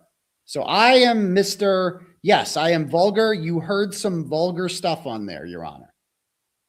You heard some vulgar stuff on there. You heard some real personal stuff that a lot of people, Daddy likes that. You know, a lot of people wouldn't say that. A lot of people wouldn't say that. Why do I say that? Well, because this is what people like about me. I'm authentic. I show my vulnerabilities, right? I'm affable, as they say. You know, stuff like that. Like that's why I have this. That's where these 200,000 people, whatever they are, came from. Okay. So then we compare that to what Meredith is, what her, because she's also a content creator. Because the judge left there thinking, so this guy goes on YouTube, 200,000 people. This one is just sitting at home by herself, poor girl, getting picked on. No, actually, they're both content creators. And she does not have a small audience. She has 15,000 followers combined on Twitter and on YouTube. More than that, actually. That's almost enough to sell out the TD Garden. That's not a small amount of people. It's less than mine, but it's a big amount. Okay? And I don't know what this magic number is where speech suddenly becomes illegal. He's like, well, he shared the address to 200,000 people. Is it legal to do with 20,000 or 2,000 or 200 or 2? When does that become illegal is what I want to know. Like that's, I'm surprised that didn't click with him, but maybe I'm sure it will when he thinks this over. Back to this. So talk about her. O'Neill is also an online content creator who built her profile and brand by being publicly known as Mr. Kearney's girlfriend for 1.5 years. That is all, that was her entire brand, right? Nobody knew Meredith O'Neill as like learned scholar, even though she's not, she's a smart person, you know, or, oh, interesting YouTube content creator. No, people knew her as Turtle Boy's girlfriend. People liked her because she was Turtle Boy's girlfriend. People like me. And so they liked her because she came across as supportive of me, right? And that's what people liked about her. It wasn't necessarily anything she did in particular, but like the fact that she ran my shit and she was always there and always helped me out. Like people see that. People like that. O'Neill is also an online content who built Mr. Kearney's. Okay. She pursued Mr. Kearney romantically while he was at his most vulnerable moment in jail. He didn't know her at all, but she sought him out knowing that he was incarcerated on a bail revocation involving a romantic partner. Exactly. If she didn't message me in jail, I would have no idea who she was. I never would have talked to her. It's not like I would just pick her out of a fucking hat and be like, hey, you want to date? You know? She messaged me. She initiated conversation with me. Second day I was in jail, I got a message from her. It was a very nice message.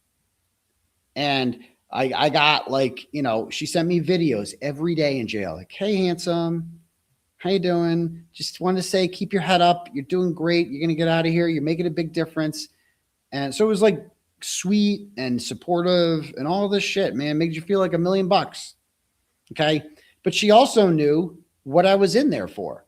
And I was in there because I supported Karen Reed and I asked questions of witnesses that no one else would ask. And I was aggressive and she loved that. She found that attractive about me. Okay. And, or else, what else would she want to talk to me for? You know what I mean? That's what she was attracted to, was 𝗃𝗏boy, right? That online persona. And so, you know, and she also knew that I was in there on a DV claim, which she knew was bullshit. Everyone knew was bullshit. But she also knew that, like, this guy really knows how to pick him. You know what I mean? Like, this guy is, seems to be seems to have a magnet for controversy. She knew that. She literally knew that. She knew that, like, oh, so he's still married. He's still married. And the last person he was with is now friends with the bad guys and isn't afraid to mix it up, you know? And she was like, fuck it, I don't care. I still want to pursue him. So she knew exactly what she was getting into. And the way I'm acting now, since our breakup, is exactly how I've always acted. So this is nothing new. She can't act like my recent responses, like, you know, talking about Yellowstone or like, I said the same shit about Lindsay. Okay. I didn't mean all of it, to be perfectly honest with you. Obviously, the sex with her was not bad at all. Okay. Lindsay. And, or else I wouldn't have kept going back. Obviously. No Yellowstone required. All right. But like, I shit on her. I was like, yeah, fuck her.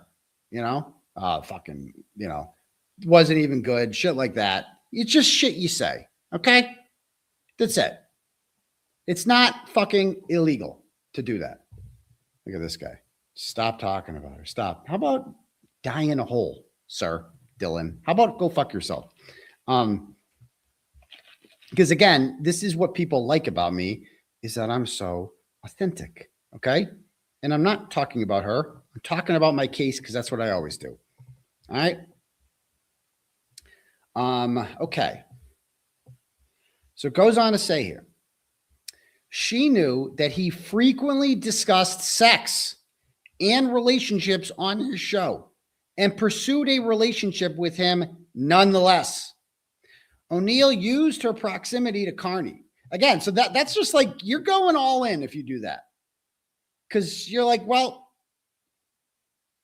if I'm dating this guy, I become part of the show, right?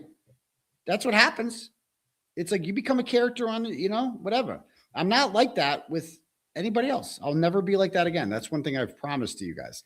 And I promised anyone I would date, right?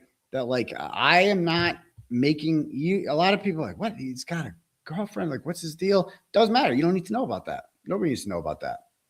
Nobody needs to know details of my personal life. Nothing. And that's one lesson I've learned from all this. But, you know, she wanted to be seen. She wanted to become part of the show. She wanted to be Mrs. 𝗃𝗏boy, period. And that's a risk you take, knowing that if it ends, right, then everyone's going to know it ends. And then people are going to talk about that, aren't they?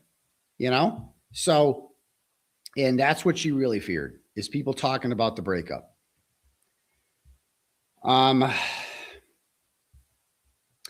O'Neill used her proximity to Kearney to create her own brand. She was by his side at every major event, court date, and was interviewed on several shows where she was presented as 𝗃𝗏boy's girlfriend. That's literally what BLT called her on his the title of one of his shows. I think DJ from Calling All Beings. Whenever somebody interviewed her, it was never like, tell me about yourself. It was always like, what's it like dating 𝗃𝗏boy? That was always a question they asked her.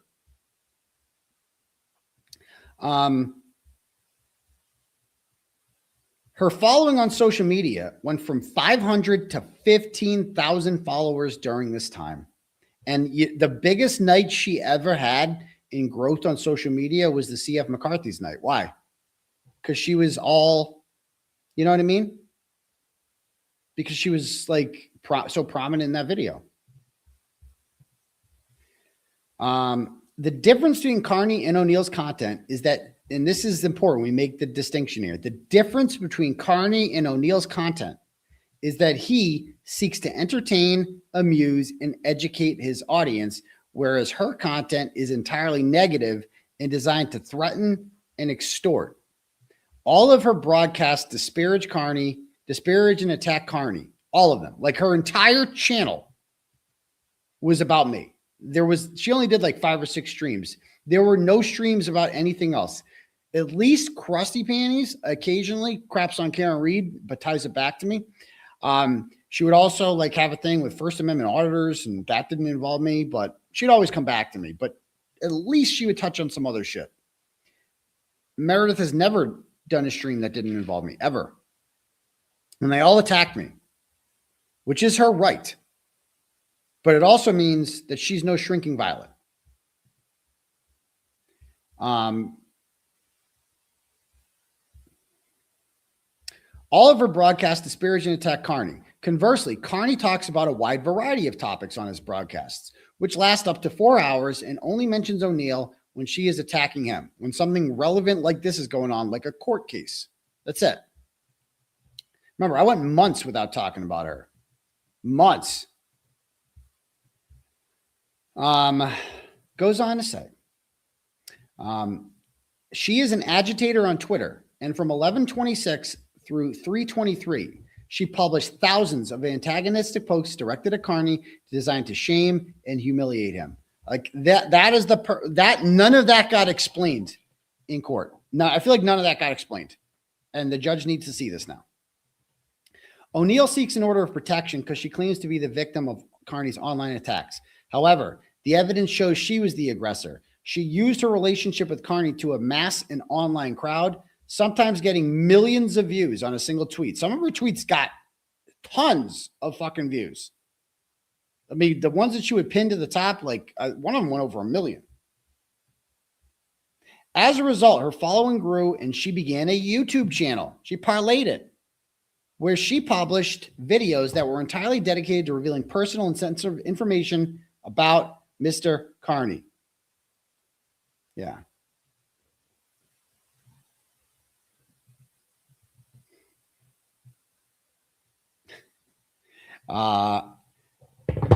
About Mr. Kearney. Where did it say? About Kearney. Prior to obtaining a temporary order on 3/23, she deleted her entire Twitter account and all of her YouTube videos. This needs to be brought up too, where she harassed, defamed, and viciously attacked Mr. Kearney, his children, his ex-wife, and his supporters. She even went so far as to publish videos of his 8-year-old daughter crying, which he had sent to her during their relationship to seek her counsel on how to navigate a divorce with children. She deleted all of these posts on her Twitter and YouTube accounts because she knew that Kearney would defend himself from the order by sharing her online posts as evidence that she was never in fear and was, in fact, the aggressor. That needs to be brought up. She deleted all this evidence. Now, she claims, this is what she's claiming. She claims she deleted her Twitter and her YouTube because she testified that she deleted that stuff because I told her to. Because I controlled her. She has no examples of coercive control. None. Right? So that's why she took that down. Because she said, and then she's entered into evidence, as we saw in court, things where I'm like urging her to take her, urging her to log off, which is good advice. Right? But that's why I'm saying, that's why I would no longer offer her any sort of good advice, because she will take that as a threat and she will find a way to claim that's a threat. So me giving the good advice of saying she should just log off, she turned that into he's demanding that I stop talking about him. He's trying to control me. No, I don't care. For some reason, I gave a shit. I cared more about her than she did. I did not want to see her lose her job and destroy her life because I still cared about her as a person, as a human being. And I knew that if she goes full crazy on social media and starts, State Street starts monitoring this shit, she's going to get in trouble. Right? And so that's it. So apparently she then used that against me. Yeah. While they were in a relationship, O'Neill repeatedly threatened Kearney that she would publish sensitive personal information about him that she learned during their relationship in order to prevent him from ending the relationship, which he tried to do several times before finally breaking up on July 10th. On January 30th, she connected his Apple Watch to his phone so that she could read his messages and found a woman who sent him a video of her breasts. Ooh. O'Neill sent a video of the woman's breasts to Kearney and several other people and threatened that she would expose both Kearney and the woman. I believe the exact words in the text were, Jane can get some too. Jane can get some too. Okay.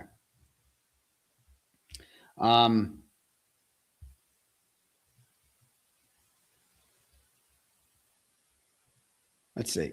So she's like sending out pornography of this woman. O'Neill admitted in a February 4th text that she stole Mr. Kearney's phone extraction from his bag because she wanted to know more about who this woman was. She claims he had given her the extraction in December. So this is the convoluted stuff that she gets into. And she shows a text of me giving her the extraction in December. See, he gave it to me then. Well, number one, I didn't give it to her so she could just distribute it to everyone in the world. Okay. Number two, if you look at the texts, she couldn't download it on December 15th or whenever I gave it to her. So I got it back and she didn't have the data. And this is an important distinction to point out here, because I go on to say, she claims he had given her the extraction in December 24th to download, but clearly she didn't download it because she would have no reason to take the extraction again on January 30th if she had downloaded her own copy. I didn't even think about that until this. Oh yeah, wait a minute. She's like, he gave it to me to download. Then why would she need to take it again? If she downloaded it, she's got a copy because she downloaded it, right? So why would she take it again? She's already got a copy, right? What does she need to go into my bag to get it from? Because it didn't download the first time because the files were too big. And it just kind of clicked to me. I'm like, oh yeah, fuck, I forgot about that, you know?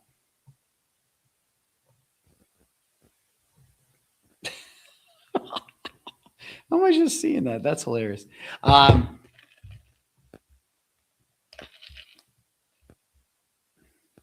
Miss O'Neill then recorded a May 23 text exchange between Mr. Kearney and the woman in which they discussed a sexual fantasy with a third woman and repeatedly blackmailed him by threatening to post a video on her Twitter account if he broke up with her. She used this fear of sexual humiliation because the judge seemed swayed by like, wait, he's saying she's bad in bed. He's bullying her. So fear of sexual humiliation. The threat to release those messages was threatening to humiliate me sexually. That's what that was. In order to control his ability to have friendships with other women, right? Can't talk to this woman who I'd known Jane for years. We're friends. Yes, she showed me her titties from time to time. Big deal. We're still friends. Sometimes friends show each other their titties. It's not a big, like 99% of the time, the conversations between her and I were platonic and we're like, you know, we were pals. And sometimes she had lovely breasts and I would ask to see them. And that's it. That's not a big deal, you know? And I couldn't, and then I was told I can't talk to her anymore, you know, because she showed me her breasts. Okay. I mean, the Gerber servers were on point. What are we supposed to do? I'm only human. Anyway, yeah, I remember that. She was posting photos, having sangria, and inviting anyone to join if they guessed where. Remember that. Post breakup, before his open knowledge, begging for. I remember that. Wow, yeah, you remember that too. And that's fine. When I saw that stuff, I'm like, good, you know, living her best life. I'm like, that's interesting that she needs to get the validation from the internet, you know, whatever. But like, I was happy for her, you know, when I found out. Somebody sent me a message in like August and they were like, hey, Turtle Boy, I got bad news for you. Like, We saw, let me see if I can find this message. Hold on. Let me see if I can find this. Hold on.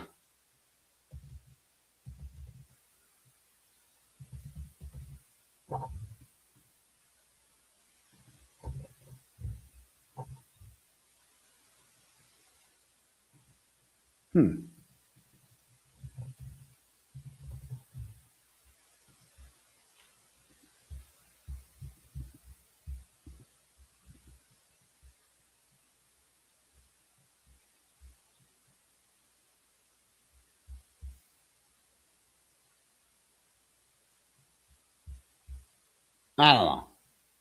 Somebody messaged me and was like telling me that they just saw her at like the seaport. And he's like, I got bad news for you, dude.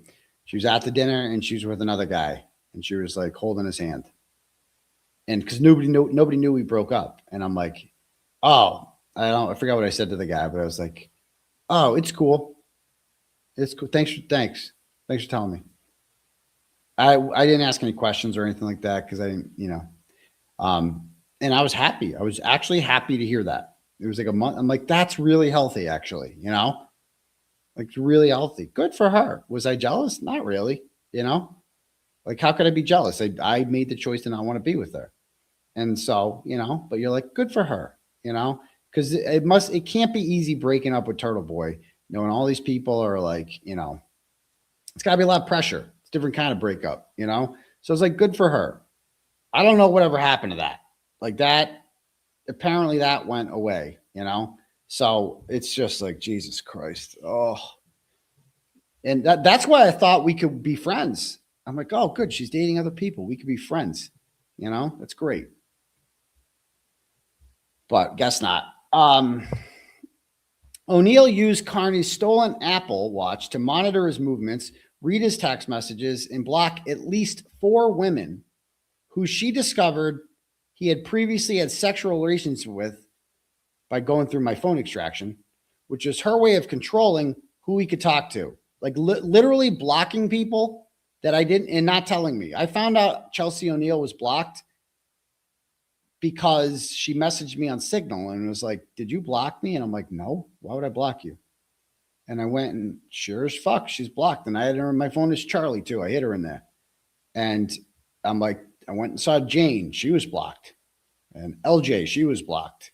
Another girl, because name begins with an N. She was blocked. All 4 of them were blocked. And she denies blocking them, but I didn't block them. What are the odds that 4 people I didn't block end up being blocked on my phone? All of them are women, and all of them are somebody who I've exchanged messages with of a sexual nature in the past. Okay? What are the fucking odds? After stealing Kearney's Apple Watch, O'Neill lied about having it for 6 months. In text messages submitted into evidence on February 10th, March 21st, April 9th, and July 9th, Kearney asked O'Neill to return his watch and sent her tracking location data on his iCloud, which showed the watch inside her South Boston apartment. O'Neill denied having the watch, despite the fact that a February 18th email showed that she made a sound on the watch and found it inside her apartment. On July 9th, Kearney's iCloud showed that the watch was once again active and on. This is the night that Chelsea messaged me and during a show and was like, did you block me? And I'm like, no. And I go on my phone during a show and sure as fuck she's blocked. And I go on my show I look at my iCloud and it's logged into her apartment. I'm like, are you fucking kidding me? It's July. This phone has been missing. This watch has been missing for 6 months now. It's almost. Which means it was fucking charged because she found it by making a sound on it on February 18th. For 5 months, she'd been charging this phone. 5 months. Did you explain the boomer, the watch would be dead as lost? Yes. And that's what I'm saying. We had to spell it out for this guy. This meant that she would have had to charge it since she had the watch for 6 months. She finally returned the watch to him on July 10th and admitted to lying to him for 6 months because she was embarrassed. Your Honor, motherfucker, I jumped again. Your Honor, she is a liar. She will say and do anything to keep these lies going. Conversely, O'Neill has been, and I mean, the maliciousness of that, just like having this watch, there's only one purpose of having that watch: to continue to monitor me, to control me, to see who I'm talking to prevent me from talking to people. That was my cardboard that was falling. That was the cardboard. Okay. Anyway, back to this. She had posted about, and this is the important part about the coercive control. I have been controlled. So that's what we've established right now. She has coercively controlled me. She has put me in fear of the imminent harm. We are satisfying the elements. So we have the grounds here to get an order on her.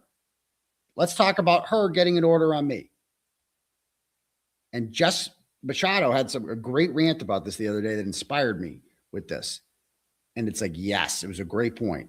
She has not been controlled at all. And let's read this. Conversely, O'Neill has been able to live her life however she wanted and has not been stopped from doing anything by Kearney. She has posted about dating other people. Remember, she's like, I'm out right now with a guy who doesn't even know what a turtle is, what a turtle boy is. She started her own YouTube channel. And she's posted pictures of herself out in public on her Twitter account. Literally at the St. Patrick's Day parade. She posted a picture of herself out there. In January, she posted a picture of herself at Town Spot Pizza, just telling people where she's at. She went wherever the fuck she wanted to, unafraid, and told the world about it. And that's okay. You're allowed to do that. You should feel comfortable doing that. The point here is that she was not controlled. No one was telling her you can't do that. No one was telling her, if you do this, I'm going to hurt you by releasing this. There were no ultimatums given to her in that regard. None.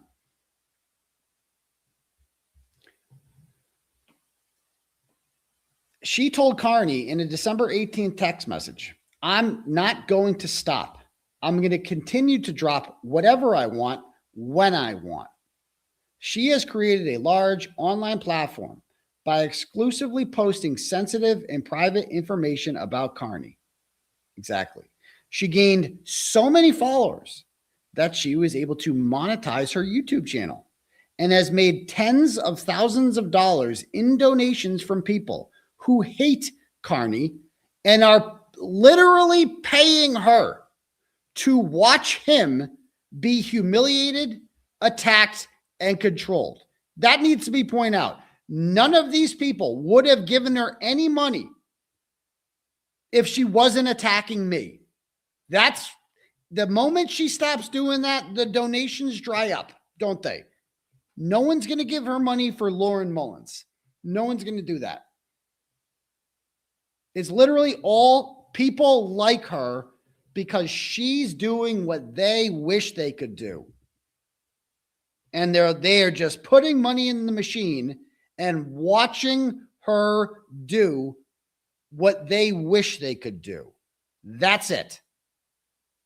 So the point here is that not only is she unable to be controlled by me, even if I wanted to, but she's making money off of it. She's raised $7,000 just for this legal proceeding.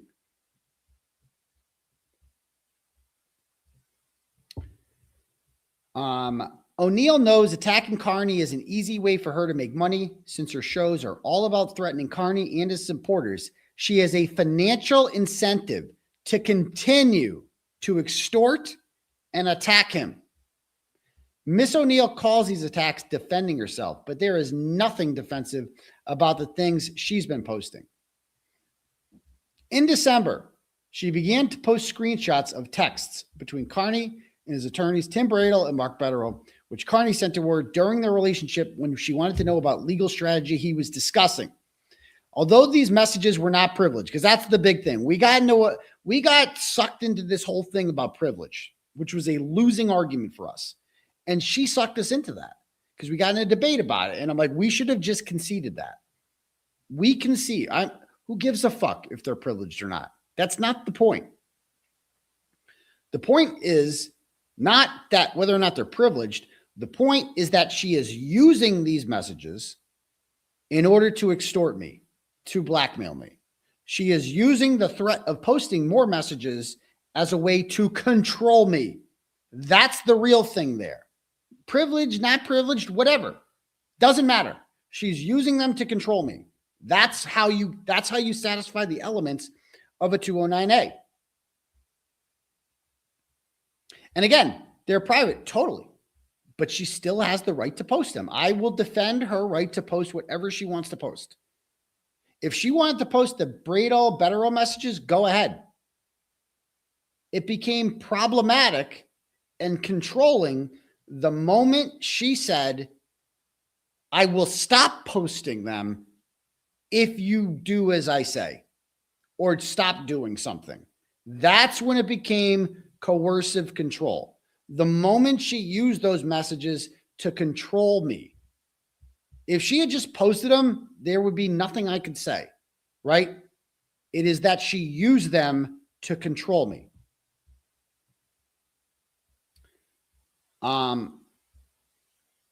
Although these messages, and that's why I concede, I will concede they are not privileged.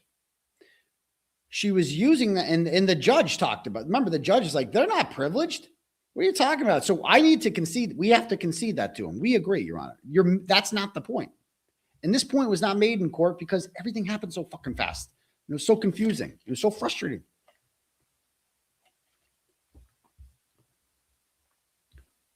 Although she was using them to control and disrupt his legal defense and cause problems with his attorneys. On December 14th, she posted on Twitter that Kearney had called her the previous night crying and begging her to stop posting his private messages. She also recorded that and then played it on my birthday. She wrongly declared that Attorney 𝗵𝗿𝗄𝗍 had quit, which was the only logical purpose of sharing his private messages with Kearney. Exactly. When she ran out of private communications to share, Miss O'Neill began threatening to release recordings of Kearney and Attorney 𝗵𝗿𝗄𝗍 that she claimed to have had. Through an intermediary named Jason Broyles, O'Neill communicated to Kearney that she would release the recording if he didn't give in to her demands to refrain from criticizing her and tell the Holden police to withdraw a criminal complaint application they filed against her for wiretapping Kearney. Exactly. And we got the screenshots of my messages with Jason. We got the screenshots. Jason recorded a phone call, actually, without telling me, in which we discussed this, and I agreed to give in to their demands. I'm like, so I have to do this. So I go to the Holden police and I tell them to stop, and then she'll stop. Okay, fine. Okay, that's falling down.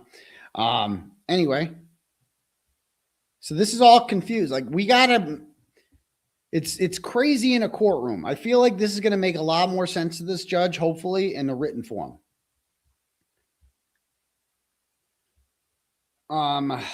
Although, I don't think he's going to like this about like withdraw a criminal complaint or else.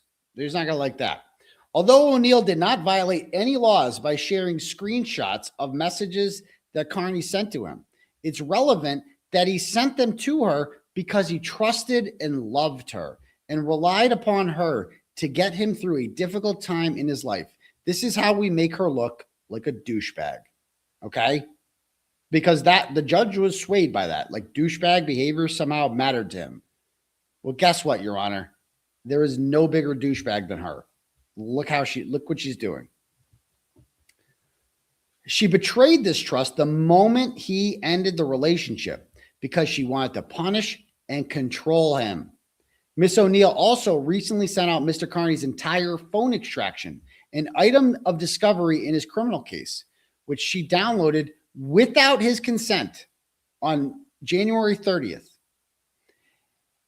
In a November 25th, 2025 Twitter message, O'Neill told a friend, former friend Valerie, that she was aware that the extraction contained pornographic images of Kearney and other women he had prior sexual relationships with. Again, we have this all in writing. It's all been entered into evidence.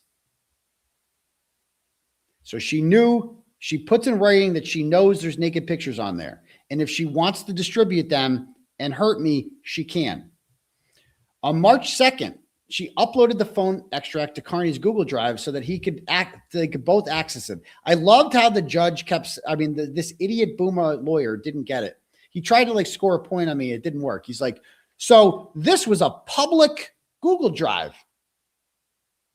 I'm like, yeah, she uploaded it to it. It was her file. She uploaded the file to the public Google Drive. But it's not public in the sense you're making it seem.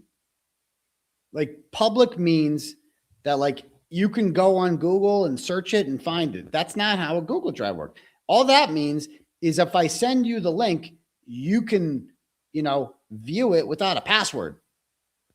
I don't have to grant you access. I just have to send it to you. It's like an unlisted video on YouTube. You know, unlisted videos, if I send it to you, you can watch it. But if I go to your YouTube channel, I'm not going to see it. It's just like that. So he's like, so it was just out there as public, but no one's going to see it unless they get sent it. She still had to send it. No one can find my phone extraction organically. That's the point. You can't just come across it, right? You have to be sent it. And I didn't send it to anyone, yet it's out there.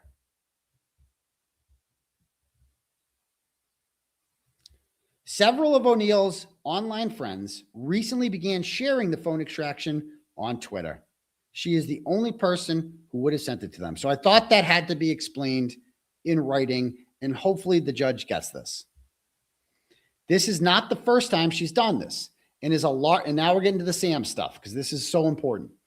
And is part of a larger pattern where O'Neill seeks to harm men as punishment for ending their relationships with her. In 2018, she was in a relationship with a man named Sam Teplin. According to court documents given to opposing counsel, offered and provided herewith, Teplin accepted a job in Australia, which upset O'Neill. She denies this in court. She hacked into his work email, wrote an email to his bosses pretending to be him, and said that he didn't want the position. 3 months later, she admittedly hacked into his work email again and sent his boss a video of him doing cocaine. This was done deliberately to punish him for wanting to end the relationship, and it worked. Teplin was terminated. How the fuck can you get someone fired like that and then cry about losing your job? That to me is underrated irony. That that was so malicious. And I'll tell you one thing. So when I heard about that, and I did not want to believe it, man. I did not want to believe it. I came up with excuses for her. I used to be one of these Meredith simps, right? Like all these other idiots out there. I was just like, it's got to be. And I don't think I comprehended how evil it was, right? I get it now. Like when you think of how evil that was, and now that I know her and I know how she is, and I know the events that probably led up to that she probably controlled him with that video. She probably had that video for a while. And she probably threatened to release that video every time he didn't do what she wanted him to do. And she did not want him to go to Australia. She did not, because that would mean they're basically broken up. She did not want that. That's it. And so eventually he did something. When she couldn't control him, he had to be punished. And he lost his job. And she wrote a confession email admitting to all this, which she testified in court was coerced, that he made her do it, which was wild. I couldn't believe she said that. I mean, how do you think that sounds to a judge? I mean, do you think a judge is buying that? I don't know. This is all being entered into evidence. That whole, and good luck telling the judge, yeah, that email that I signed in which I admitted to doing all this, I didn't mean any of that. So why would she send it? I know why she would send that, because she was trying to stay with him. She was sorry. She wasn't sorry because she hurt him. She was sorry because the relationship was ending and it was over because of that. And she wanted to fix it. That's what that letter was. A last-ditch attempt to keep him. And this is what she does. She did it with me all the time. Like, what do you think the cutting of herself and the I can't breathe, and what do you think that all was? That was an attempt to, why do you think she returned the watch to me on July 10th? Why did she suddenly decide to give it back? Because it was an attempt to keep the relationship going. That's it.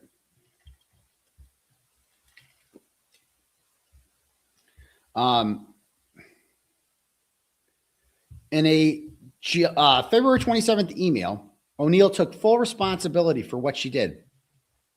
She said that she was the person responsible, and we used her own quotes here. These are quotes from her.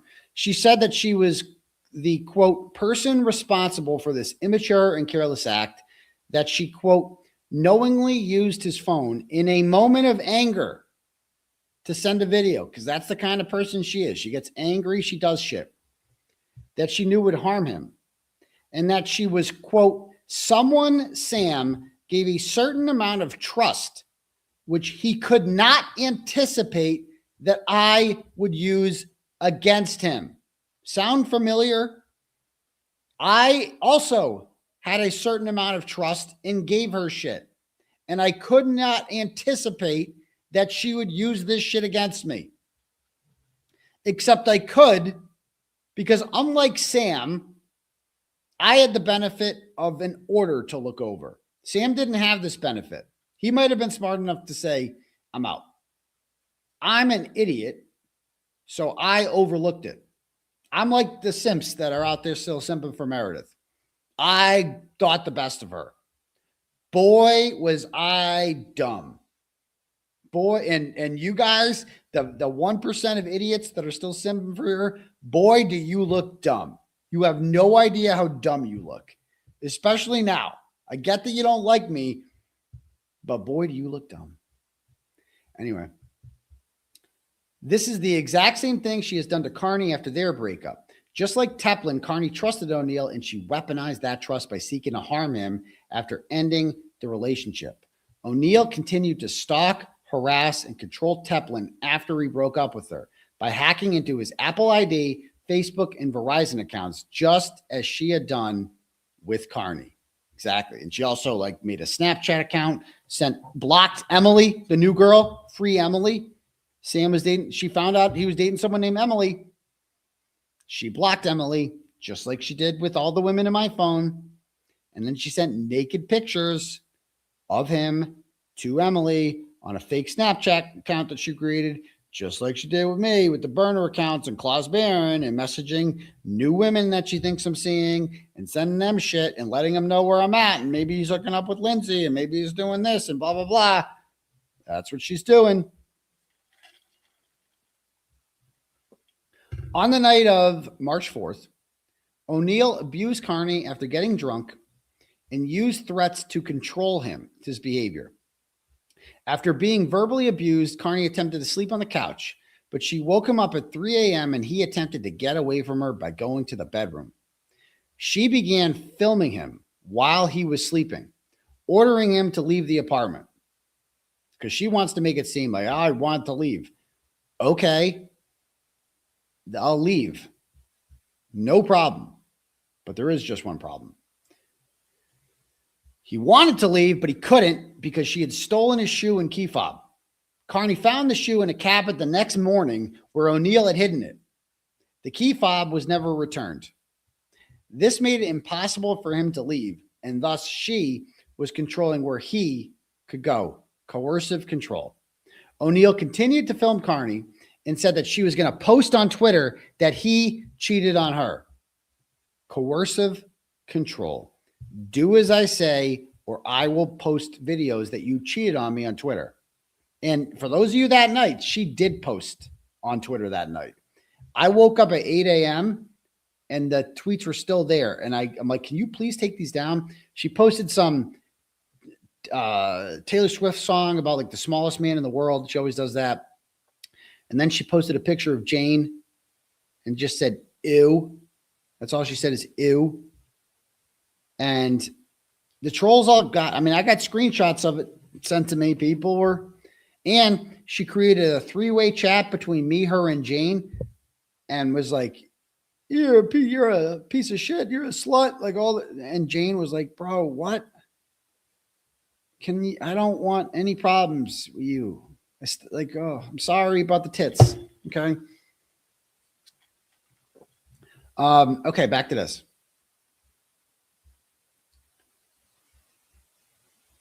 O'Neill continued to film Kearney in a video entered into evidence. Mr. Kearney can be seen putting on the one shoe that was not hidden and saying, watch how that fucking goes, in response to her threat to post about him. O'Neill lied at Monday's hearing when she claimed that Kearney actually said, I'm going to punch you in the fucking nose. I couldn't believe it when she said that. I'm like, I can't believe she is saying that. Why would she say that? She knowingly deceived the court in an attempt to obtain an order because she knows Kearney has never threatened her with physical harm. And the transcript of that video, it clearly says, watch how that fucking goes. That's it. So why would she say that? Because she knows she doesn't have a single instance of me ever threatening her with physical harm, ever. I would never do that. So she had to make it up. And I hope the court is offended by that because I didn't lie to him about anything. Nothing. Since Miss O'Neill was filming him, Mr. Kearney began to film himself for his own protection. O'Neill knows that Kearney's out on bail, that he suffers from PTSD from his previous incarceration, and that he previously had his bail revoked over a false allegation of domestic violence. She then committed one of the most egregious acts of coercive control possible. She told him on video that she was going to call the police and tell them that he hit her. Minutes, and again, that not only is that coercive control, but it's important for this hearing because it's like, so she's the type of person who will say that a man did something bad to her in order to punish him. Like get an order, right? That's what this is. Minutes later, she admitted that he never hit her. She claims, and she said this in court, that she only threatened to falsely tell the police that he hit her in order to get him to stop filming. But this can't be true because she texted her friend Deanna 10 minutes later and alleged the same thing after the filming had stopped. So I wasn't filming her anymore at that point. So why was she sending somebody a text message saying he hit me? Kearney was essentially trapped and couldn't leave. And O'Neill invited him to sleep on her couch. She says it right in the video. You can sleep on the couch.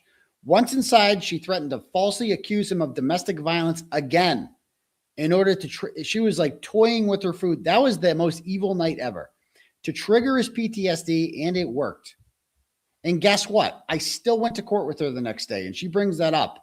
I was like, see, we still went the next day. Exactly. Because that's how abusive relationships work. You don't leave, right? You stay in it because you're afraid to leave. And it's weird saying this as a man, right? Here I am. I'm Turtle Boy. I'm Mr. like big bad internet guy, right?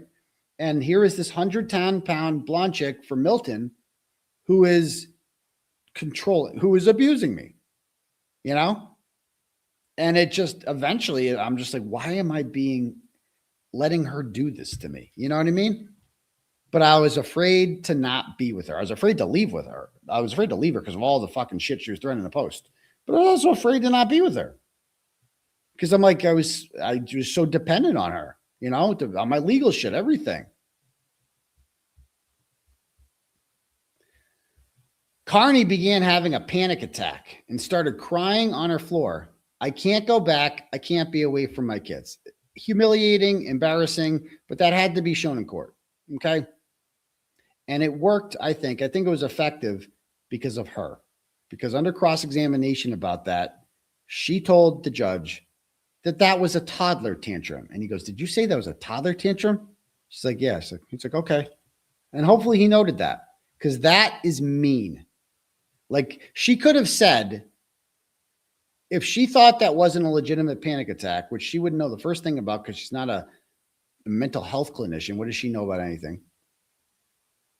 If she thought that that was not a legitimate panic attack, she could have said, I thought he was faking it to get me to feel bad for him or something like that.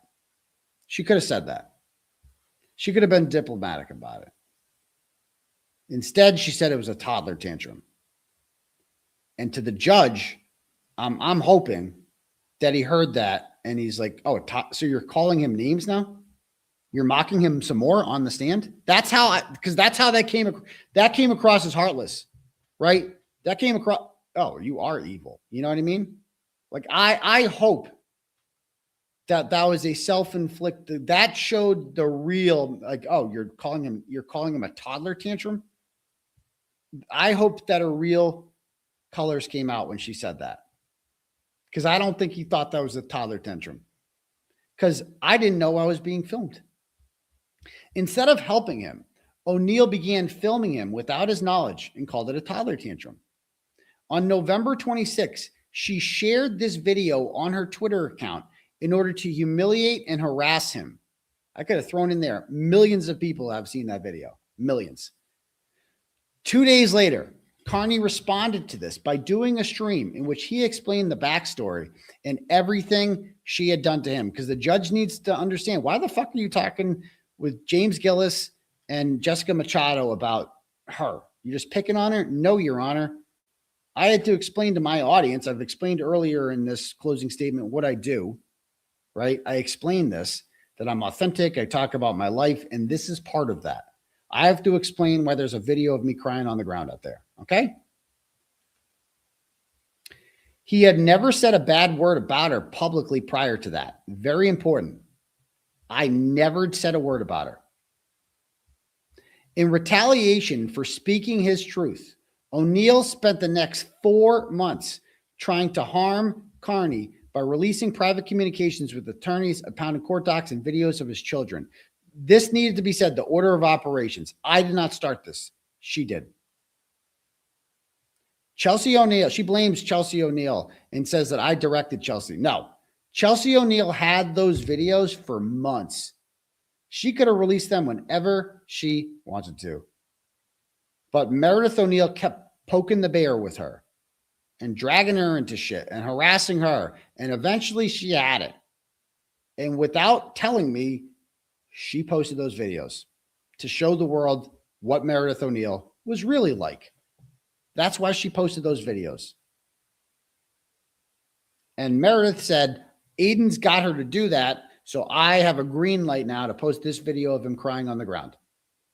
And from that moment forward, she said that, like, anybody who like Chelsea, Jess, James, if any of them say anything about her, she's going to assume it came at my direction, which is just her way to excuse the attacks on me, because she knew I wasn't saying anything, but she didn't want to stop attacking me, you know, and she would use any excuse to keep attacking me. She did this in an attempt to control him, and her plan worked. Through intermediary broils, he told Kearney that she would stop posting his communications with his attorneys if he agreed to tell the Holden police to drop a criminal complaint against her for wiretapping him. In an attempt to de-escalate and appease her, he removed all of his online postings about her, but she did not reciprocate. This is important because although she was able to control his behavior, she told him that he was not going to control her behavior and kept attacking her for months. That is the difference. She could control me. I could not control her, nor did I try.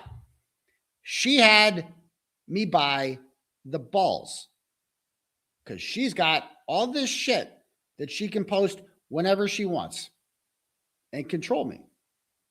And that's why bro's like, I would de-escalate. She could ruin you, dude. She could ruin you. Yeah, but broils, what kind of person would do that? You know?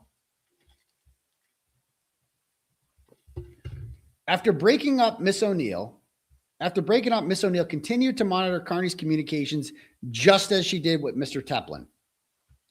On August 20th, he texted O'Neill to confront her about logging into the Facebook account, which they had previously shared. So that account used to be called Elena Cohen. She gave it to me in April of 25, and I renamed it 𝗵𝗲𝗄𝗎𝗄𝗃 Kearney, and it became my primary Facebook. After we broke up, she gave it to me, so I assumed it was mine, but I noticed that she kept logging in, and I don't like that because now we're broken up. We're not a thing anymore, and she can read my messages. So I messaged her on August 20th, and I said, Miss O'Neill told him in a text that she no longer wanted to be associated with the account and asked that he remove her email from it. So she says on August 20th, okay, fine, you can have it. Just take my email off it so I'm done. So I did. Later that day, it got re-added. Her email got re-added that day. And I took it off and it got re-added again. How the fuck did that happen? So I confront her about it and she gets mad. I'm like, and if you see my messages with her, I'm so polite. I'm like, okay, so it just, you're still on there. Do you want the account? I said, she can have it if she wants to have it, but like, I don't want to have it. Like, I'm like, I don't want to have a shared account. So pick one, you know what I mean?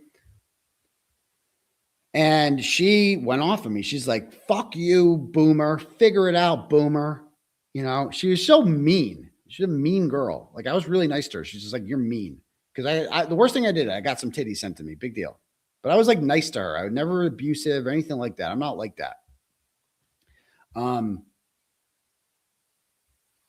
So she told him in a text that she no longer wanted to be associated with the account and asked that he remove her email from it.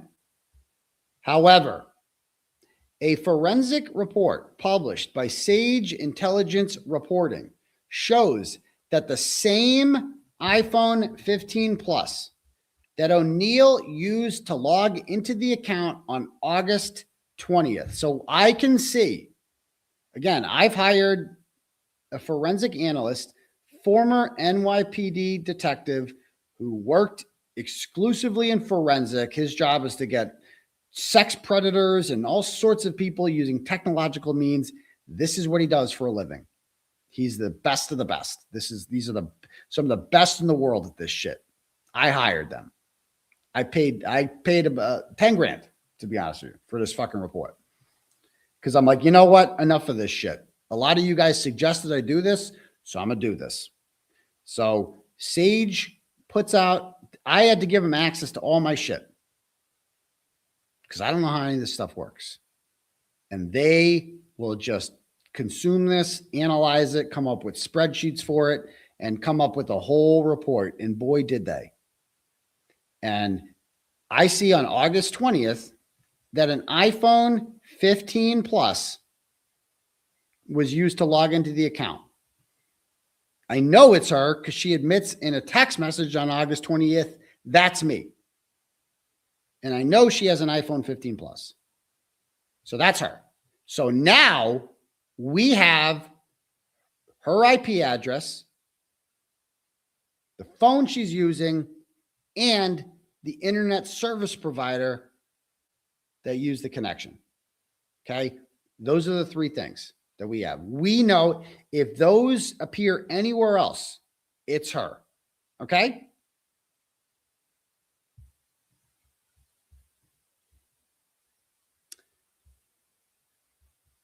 But the same iPhone 15 Plus that she used to log into the account on August 20th once again logged into the account on August 23rd. This is when she's telling me in text messages, you're going to see. She's telling me in text messages, I'm not in the account. Take me off it. Not only this report from Sage shows that she goes into the account, the Facebook account, after I take her out on August 21st, it shows her going back into the account and adding her email. It's one of the, they figured they showed this all. She re-adds her email and changes the password. She changed the password like 8 times because I would change it and she would reset it.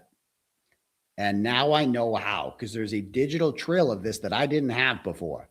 And now we got it. I know every single thing that she did. She's like, I want nothing to do with this account. But on August 23rd, 25th, and 28th, that same IP address with the same phone and the same internet service provider all log into the Facebook account. August 28th, you say, huh? What happened on August 29th? Because remember, that's her whole thing. I wasn't in the account on August 29th. I was long out of there. The last I was in the account was August 20th. That's her story. So I couldn't have access to any sort of recordings. That was her story. I couldn't have any access to any sort of recordings because I never logged into that account again on August 20th. And Broyle was always telling me, why don't you, if you want to convince me, show me a report. Well, Jason, you're going to see a report very soon. We just have to figure out whether or not I'm allowed to show it yet. Whatever this impounded thing is, I'm not going to show it tonight in second thought. But I can show you this, which talks about it. So there's undeniable proof that she was in there on that day. She knew what was happening in real time. In doing so, she was able to read all of his private Facebook communications, monitoring me. According to the report, the same device that was used to log into Kearney's Facebook account without authorization was also used to hack into his Gmail and Twitter accounts. Explain that. Explain that. Explain that. Anyone? Why? Because that's the thing. The Gmail account, she didn't hack into 𝗃𝗏𝗏sports@gmail.com or my other Aidan Kearney 37@gmail.com. She didn't hack it. Those are the primary Gmail accounts I use. She hacked into 𝗃𝗏𝗏𝗃𝗏𝗃@gmail.com. Why did she hack into 𝗃𝗏𝗏𝗃𝗏𝗃@gmail.com? Because that is the email associated with my Twitter account and my Facebook account. And if I kicked her off, if I kicked her off of my Facebook account by getting rid of her email off of that Facebook account, how could she get, it always bothered me. Like, how could she get back in? I took her email off. How'd she get back in? Simple. She could hack into 𝗃𝗏𝗏𝗃𝗏𝗃𝗏𝗃@gmail.com and simply re-add herself. Reset the password. Do a password reset. If you want to do the password reset, they send you a link to the email. And how did she get into my 𝗃𝗏𝗏𝗃𝗏𝗃𝗏 account? Because I use the same password. I use the same password on everything. And she knew it. And she knew what that password was because I sent it to her in a June 28th text message that has been entered into evidence. Regardless, what explanation is there for why she is in my Gmail account, my 𝗃𝗏𝗏𝗏𝗃𝗏𝗃@gmail.com? How do we know it's her? Because it's the same exact IP address, phone and internet service provider that logged into the Facebook account on August 20th. And guess what days it logs into 𝗃𝗏𝗄𝑚@gmail.com? August 20th and August 21st. And it shows what they did in that. And you reset the password. And it also logged into Dr. 𝗃𝗏𝗺𝗺. She has been in my Twitter account since August. That's what this forensic report has shown. How are they going to talk their way out of this one? So I hope the judge gets this, because this is why I don't know. This is just judge as a challenge. I don't know if he's going to get this, but I feel like there's plenty of other shit to get. This is a different thing. But what he is going to get is this. At the two-party hearing. So remember, we entered the forensic report into evidence. So she sees this, and she sees that what the report clearly states is a hacking occurred. It doesn't name her, because the guy we worked with, we can't tell her who she is, because that biases him. His job is just to analyze the data. We kept shit separate. And he's like, there's two people in the account. One's in Australia. The other is in Boston. And I forget the ISP that was used in Australia. I've never heard of it before. Some Australian thing. But we have the exact IP address, and the device is used by the Boston hacker. And the Boston hacker used two devices, an iPhone 15 Plus and a Windows computer. And I bought her a Windows computer for Christmas, the same Windows computer that she used to download my phone extraction. She's a Windows user. She's not a MacBook owner. She owns an iPhone, but she doesn't own a MacBook. So that's interesting. And the person that used the Windows computer had the same ISP as this person who used the iPhone 15.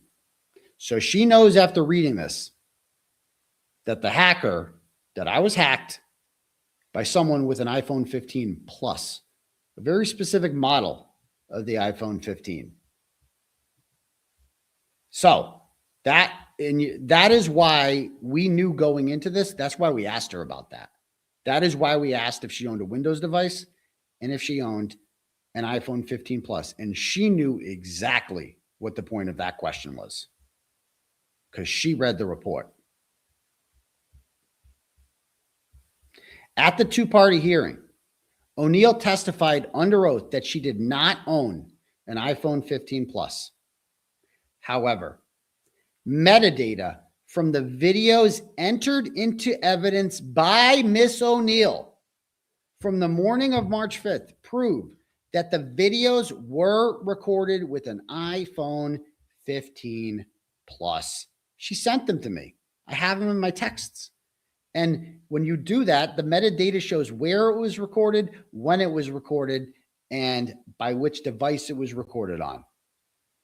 She said under oath that she's like, I have an iPhone 15 Pro Max. I think. She threw in I think.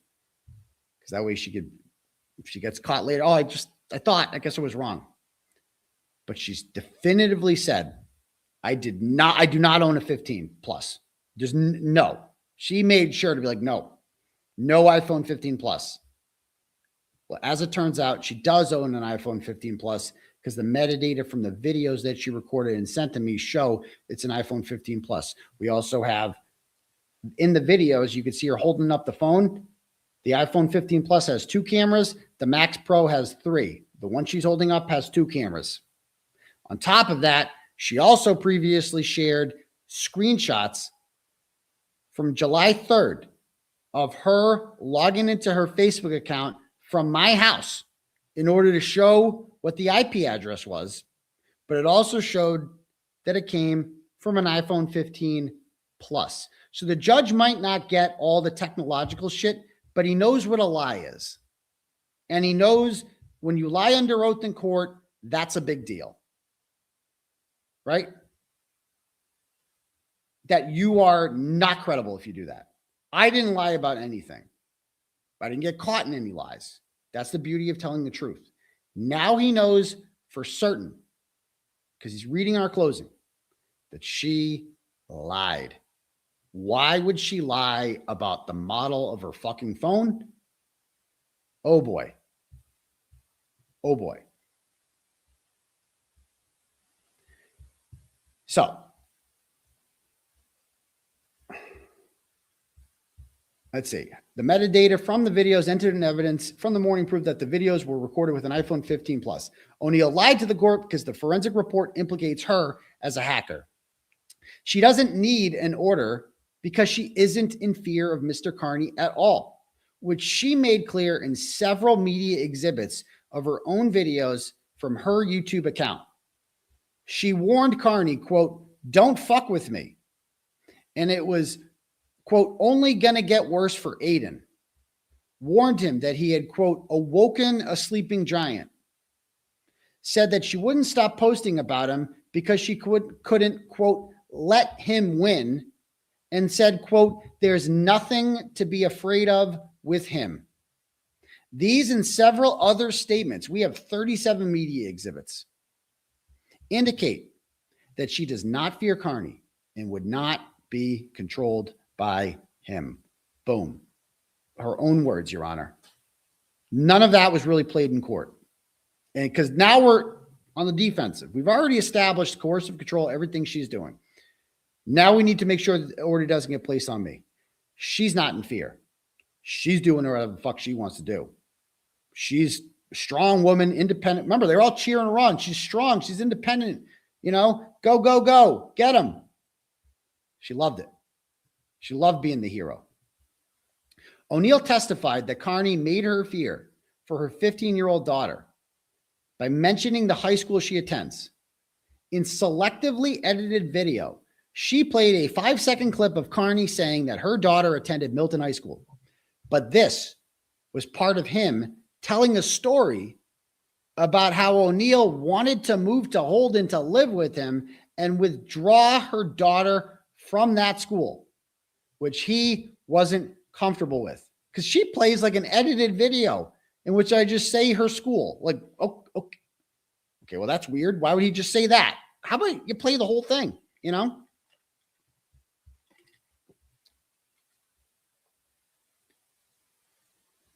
In actuality, it is O'Neill who continually makes her daughter part of her online content. She posted a picture on her Twitter account showing her daughter's school and posting her name. And we confronted her with that. And she said, well, I have a much smaller platform. He's got a much bigger one. Doesn't matter. It's a public platform. 14,000 people could see that. She's not hiding it. She posted a picture on her Twitter account showing her daughter's school and posting her name. Posted a picture of her and her daughter in a 𝗃𝗏boy shirt with the 𝗃𝗏boy logo crossed out in red marker, stating her daughter's first name, and told her YouTube audience that her daughter urged her to, quote, burn him down while discussing Kearney. Media Exhibit 13. She stated that her daughter told her that no one at school gave her any trouble after I mentioned where she attended school because, quote, nobody knows who he is. Nobody cares about him. Media Exhibit 35. Her own words. You can't have it both ways. You can't say, yeah, oh my God, he said her school, she's so afraid, and then say all this shit about she's not afraid. No, he doesn't matter. No one knows who he is. It's got to be one or the other. Both things cannot be true. And this is why she took down her YouTube and her Twitter, and she hoped that no one clipped this shit because she was destroying evidence or concealing it because you know she didn't destroy those. You know she has those ready to go, and she will be back at it on Monday. When do you guys think old Mayor makes her glorious return to Twitter? Does anyone think she's done? Whether or not an order is granted, does anyone think she's not going to be back? No. She took her Twitter account down for this hearing and for this hearing alone. Period. All right, back to this. O'Neill testified that Kearney was the reason she was fired from her job at State Street Bank, because this seemed to resonate with the guy. So notice we're focusing on shit that he seemed bothered by. She claims, without any corroborating evidence except for her own self-serving testimony, that officials at State Street informed her they were firing her because Kearney and his supporters were tagging State Street on Twitter. So remember, but that bothered me because the judge was like, we said there's no evidence that she was fired for this. And he goes, well, her testimony is evidence. Okay. Her testimony is evidence, right? But she has no credibility because she lied about what kind of phone she had. And she lied about what I said on a video, claiming that I punched her in the nose, right? And she lied and told me that she was going to tell the police I hit her. She is a liar. Liar.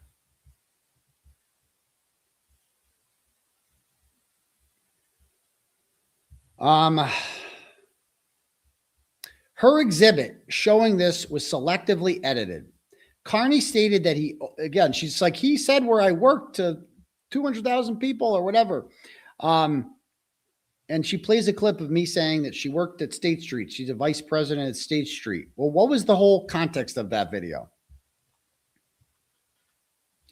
Her exhibit showing this was selectively edited. Kearney stated that he overlooked her history of abuse because he wanted to give her a chance and believed that her job as a VP at State Street meant that she was stable. I went back and I watched it. I'm like, what is she? I never actually watched it.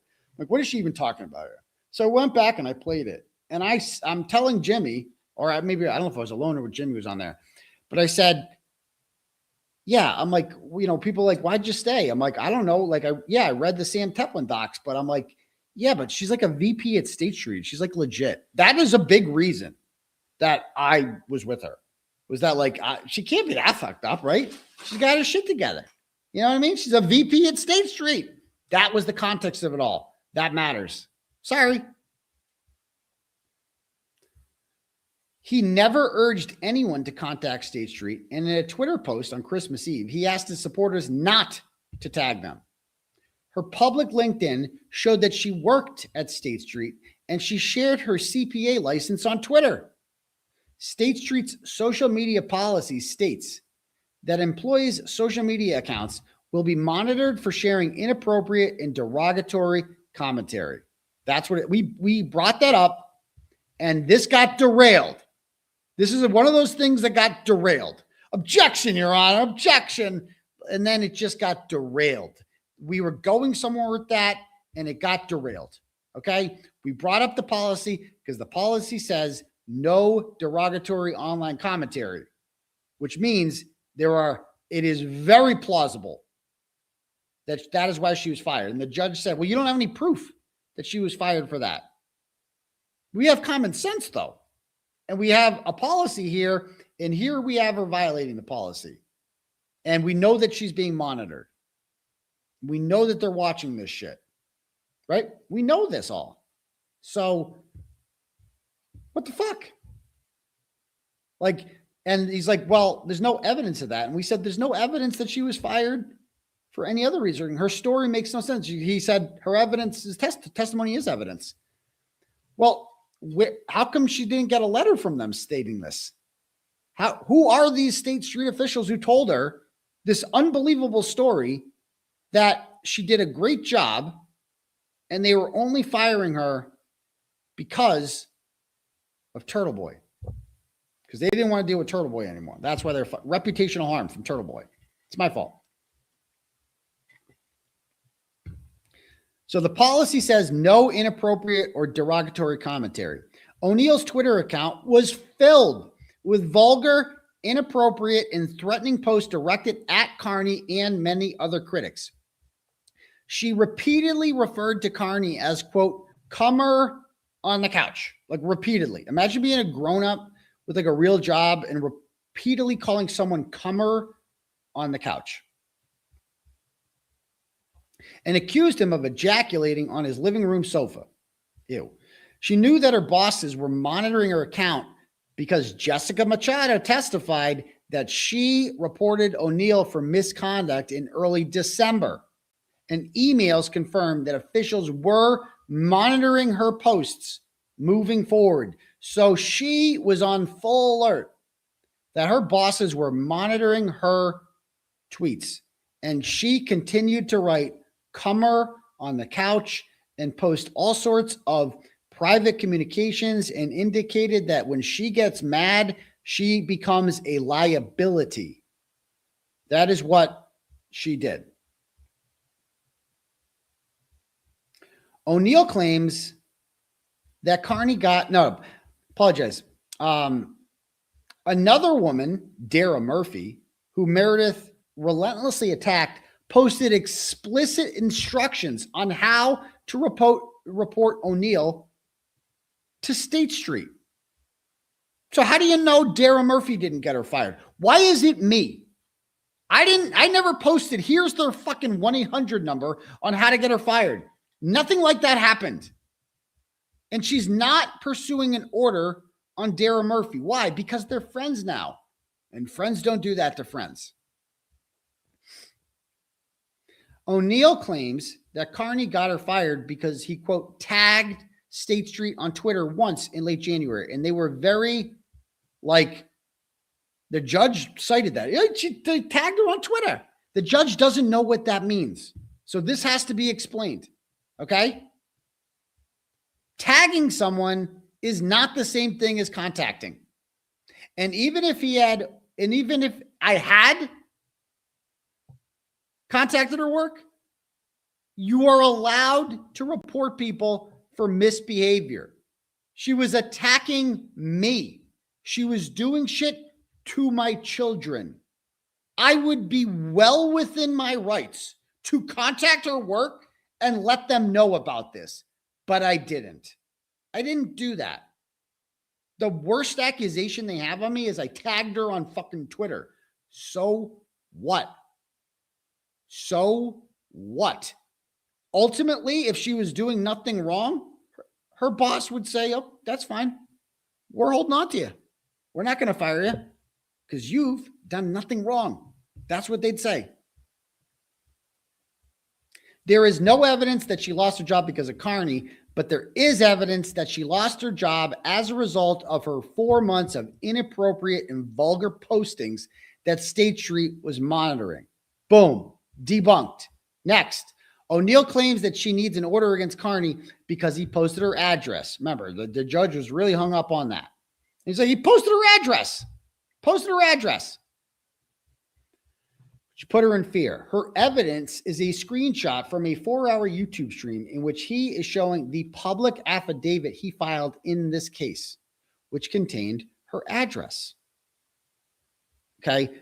And so he just sees a screenshot and he's like, oh, there he is posting the address. Well, if you watch the video, you will see that he never read her address out loud, didn't notice it on the screen, and scrolled by it while talking about something else.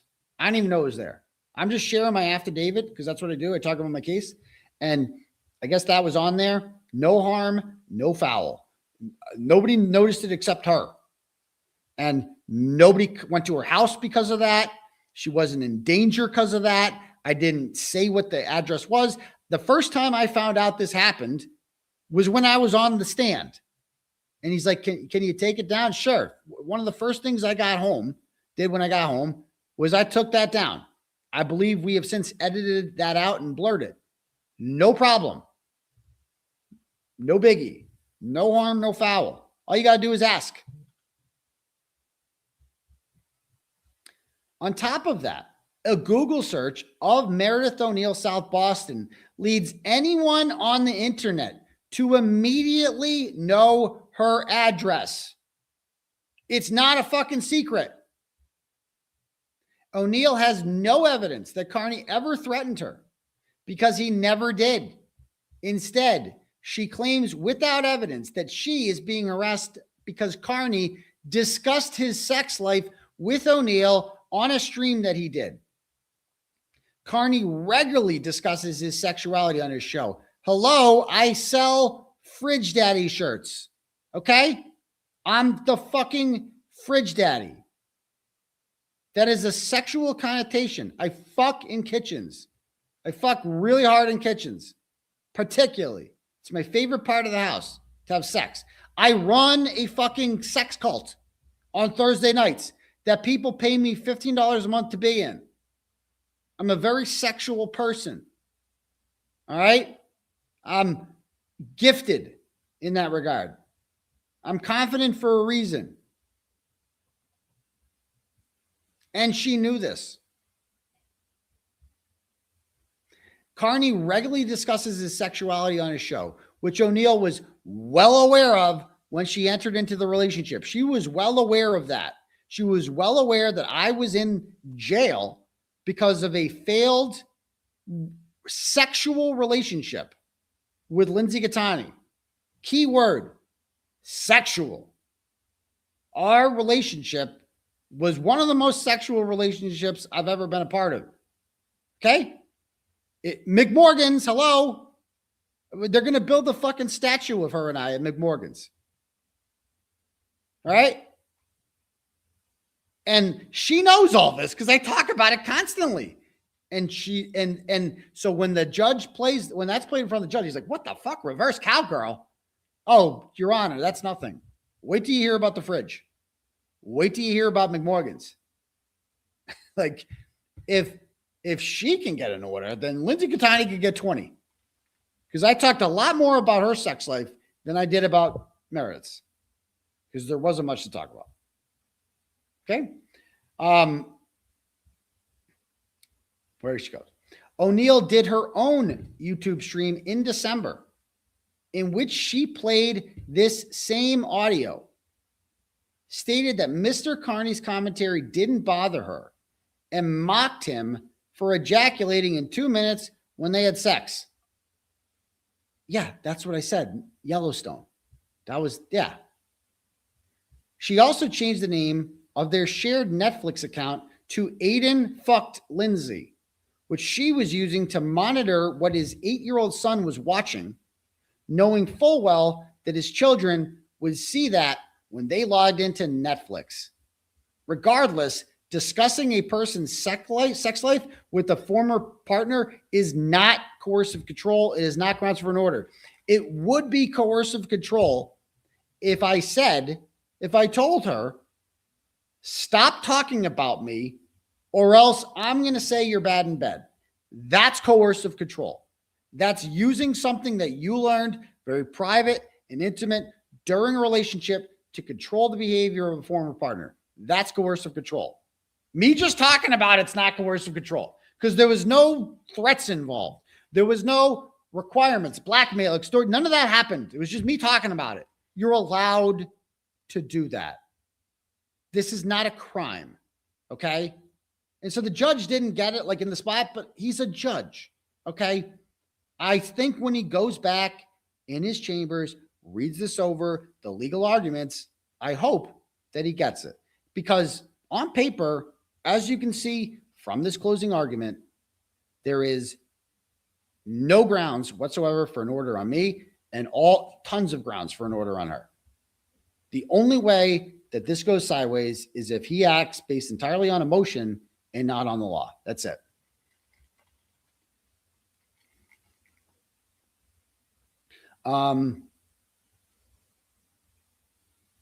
Yeah. O'Neill doesn't need an order of protection because she isn't scared of Kearney, and her behavior has not been controlled by him. She cannot cite a single example of Kearney threatening her, so she has to resort to the statements of third parties whose speech she basically attributes to Kearney. Purple Kool-Aid, Ray from Dallas, who they kept mixing up. Again, the judge gave credence to that. He's like, yeah, but he shared the purple Kool-Aid on the thing. That needs to be explained. She lost her job because of her own public behavior and is blaming him because she's incapable of taking responsibility. She monitors all of his shows and has reported him to the Boston police several times in the hopes that she will have him arrested for violating the order, which makes it clear that she intends to use this order as a sword, not a shield. She has unclean hands and is the aggressor, not the victim. Mr. Kearney does need an order of protection because O'Neill has a demonstrated history of using coercive control by threatening to harm him if he doesn't give in to her demands. Her attempts to obtain an order on him is yet an example of coercive control because she is using it to censor his speech and prevent him from defending himself against attacks. That is the ultimate irony here. That is the ultimate irony, is the act of, if she obtains this order, that is an act of coercive control in and of itself. She will use that to control me, to censor me, to try to have me arrested, to try to take my freedom, my liberty, all that stuff. In the end, and this is why it would be a travesty. I know 62% of you think this is going to happen. It would be a travesty if both orders were granted, because no order should be granted against me. If the judge wants to throw his hands up in the air and say, both of you fucking go home, no orders, that would be a more respectable and rational decision than saying both of you have orders. That's not what we do. We don't just put orders on two fucking people. You know, one has to be the aggressor. In the end, the issue is whether the conduct fits the statute in justifying an order. Mr. Kearney's evidence justifies an order at least 5 independent times over. He has been humiliated, threatened, extorted, terrorized, and placed in fear. The court should grant him an order and deny O'Neill's request. Otherwise, a restraining order in her hands will only give her another tool in which to keep tormenting Mr. Kearney, who only wishes to attain some psychological peace and shed the fear she will appear in his life once again, bent on inflicting physical harm or disturbing his autonomy. Boom, roasted, the end. Done.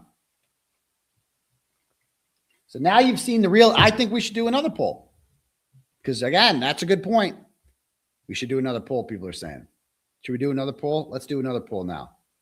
I'm going to ask the same fucking question again. Same question. I'm going to remove this other poll. End poll. Okay. Add poll. Start poll.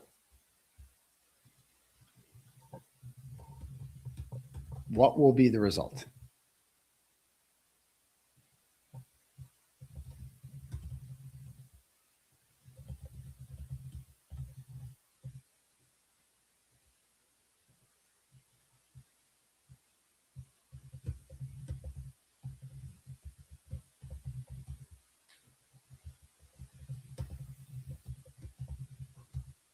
All right, boom. All right, let's do the poll again.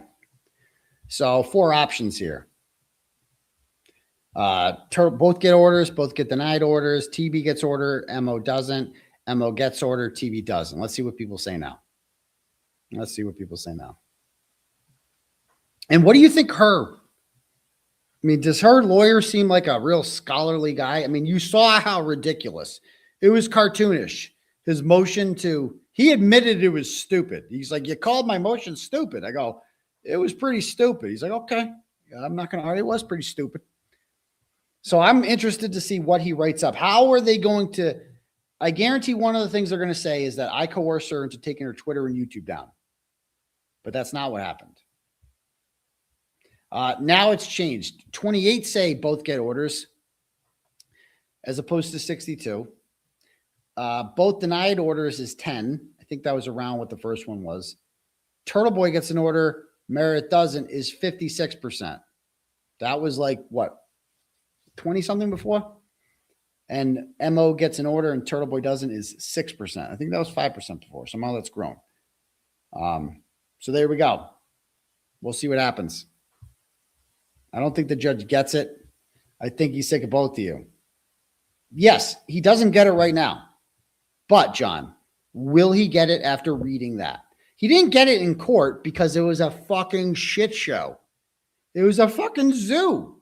Her lawyer was a horrible lawyer, but he was effective at creating chaos. That's what he was good at. He got that judge to be like, bro, enough of that. He was sick of everybody because of her lawyer. Her lawyer is the one who made, and her and Bradel going back and forth, right?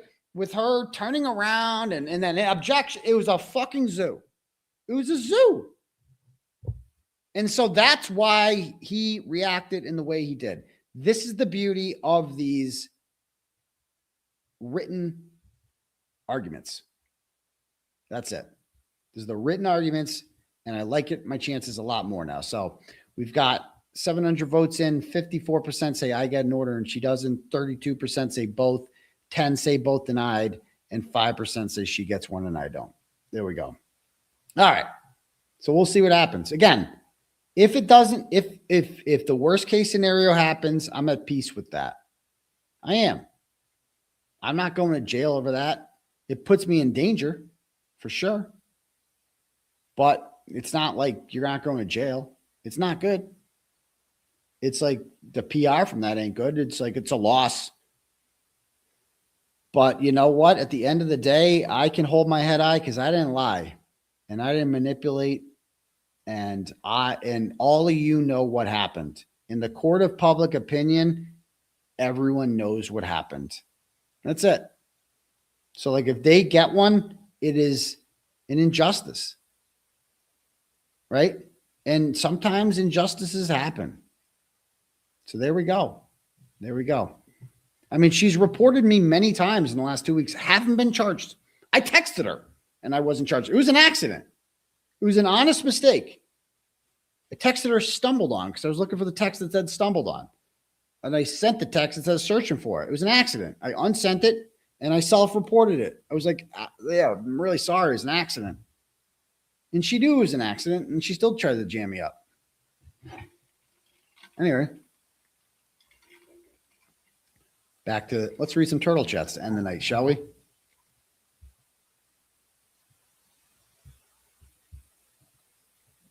But before we do that, I got to take a leak. Or else I'm not going to be able to concentrate. You know when you can't, you got to go bad and you just can't concentrate? That's me right now. Okay, don't go anywhere. Hold on.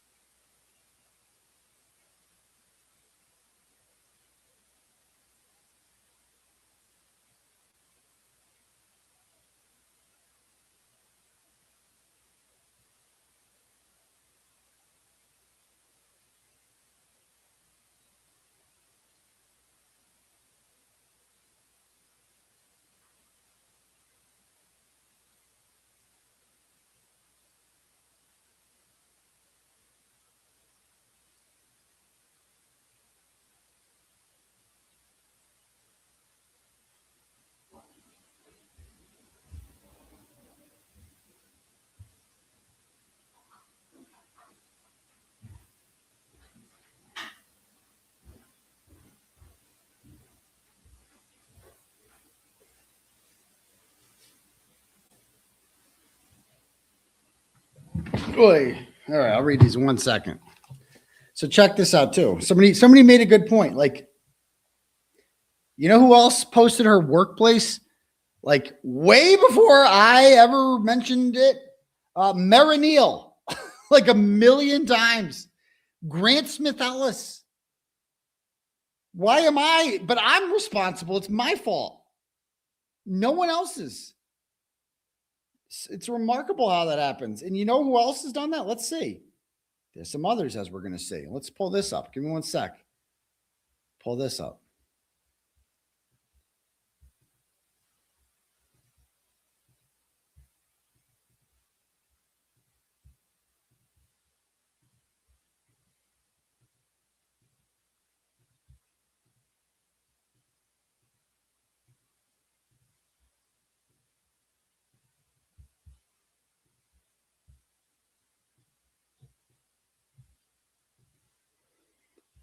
Okay, let's see. See what we got here.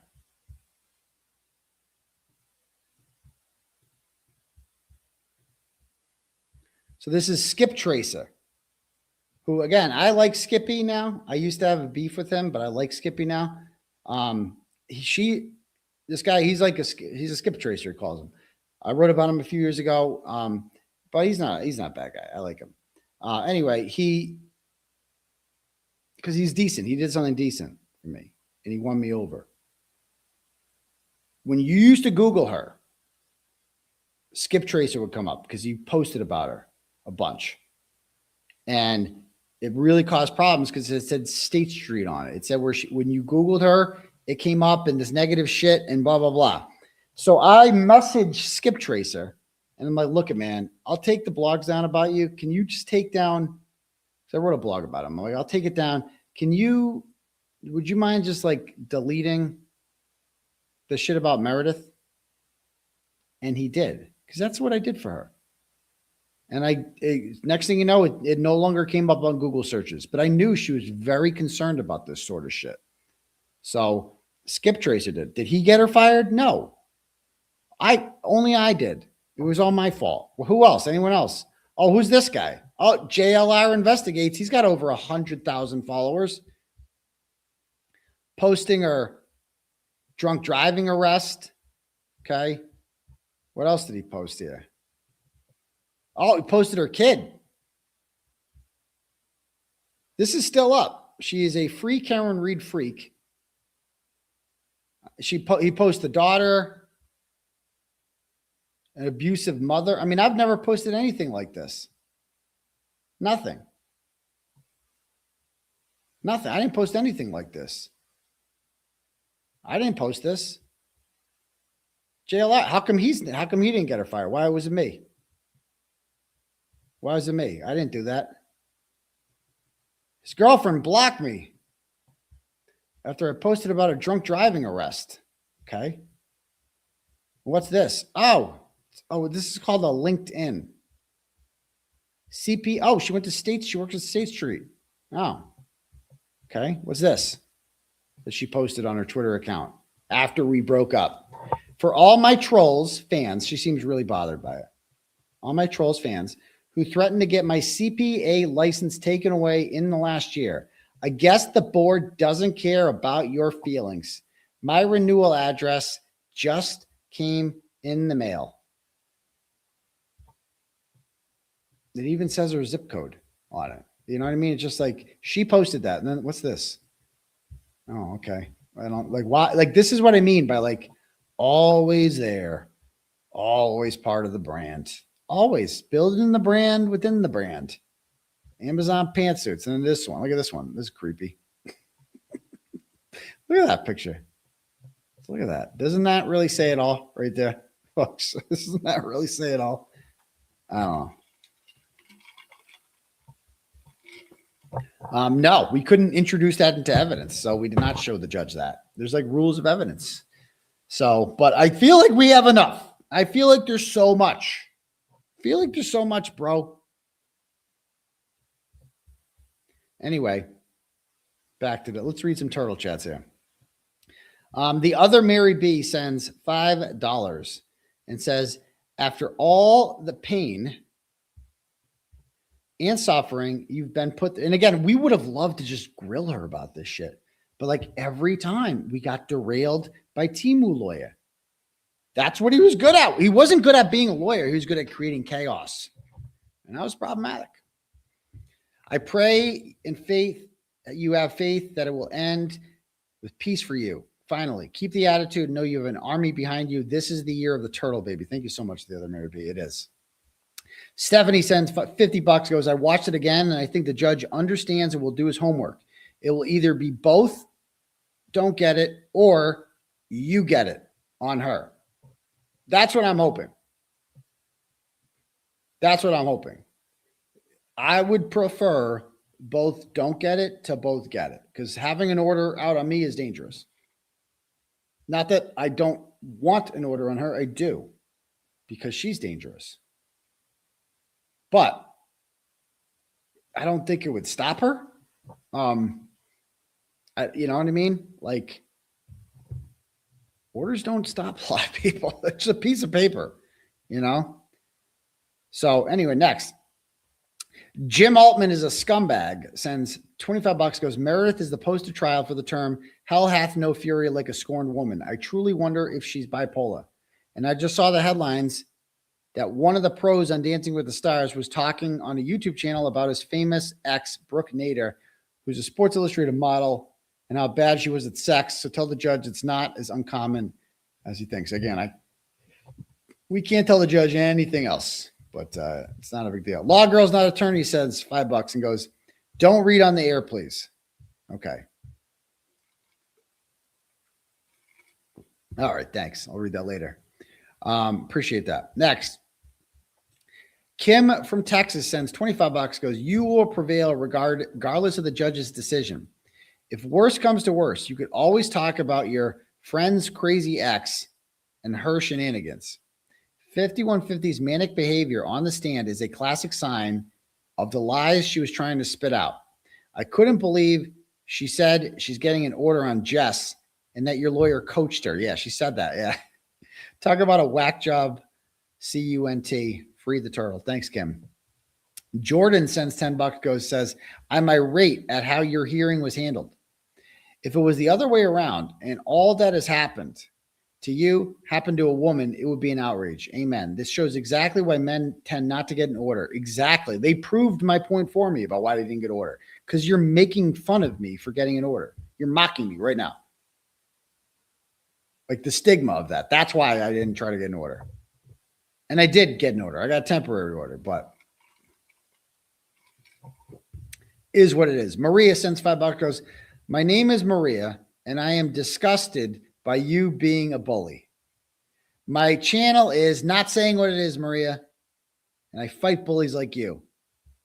I can't imagine making fun of a sick child.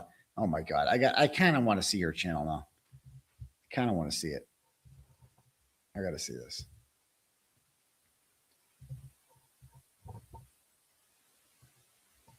She's got 1,000 subs. It's called Maria's Crochet Corner. Should we check it out real quick? Let's check it out. Maria's Crochet Corner. She has 92 views on that one. Let's see. Did she have any lives? Hump Day stream. She's got nothing else to show. Absolutely nothing. Here, let's do a poll thing. So Jen, yesterday, she was live and she went on Deadlies. And then after that, she got mad at Jules. Kenny were dragged by GB, but wait, GB apologized. So it's all good now. What is this? What is this channel? How does she even know who I am? Does she have any? She doesn't even post about me. Like, what is all this stuff? What does she even talk about?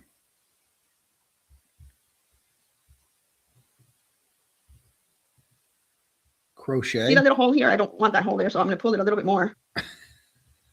These are the people who don't like me. What's the? Oh, Everglades Wild Hawk. Hi, you guys. Can everybody hear me? 1900, but it actually started. Okay. Okay. What about shorts? Any? Is this her? To the land. Gotta get demonetized for that one. All right. Anyway, sorry, Maria's Crochet Corner. Next. Yeah, I was making fun of Nick Rocco, not the child. I wasn't making fun of Karen either. I was making fun of Nick for being Karen's bitch, which I think Karen would agree on. I mean, Karen was always like trying to get me to like Nick Rocco, but I'm like, I can't. I can't do it. And she didn't hold that against me. I'm allowed to not like Nick Rocco. Like, it is what it is, you know? All right, next.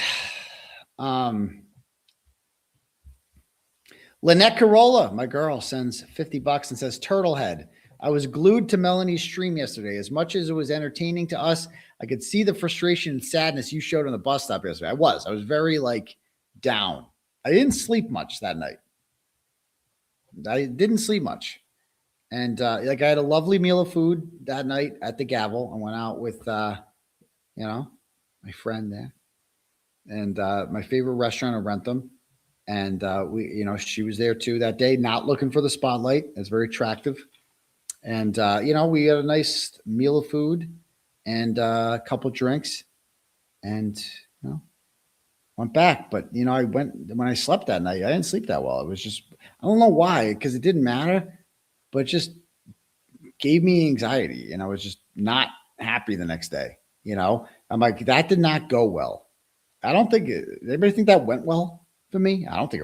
I thought my testimony was fucking killer, but like, I didn't like how they were like pushing us along and rushing us in and all this shit and the chaos. Like, I just feel like we didn't get to make our case in court. So we'll have to make it in writing,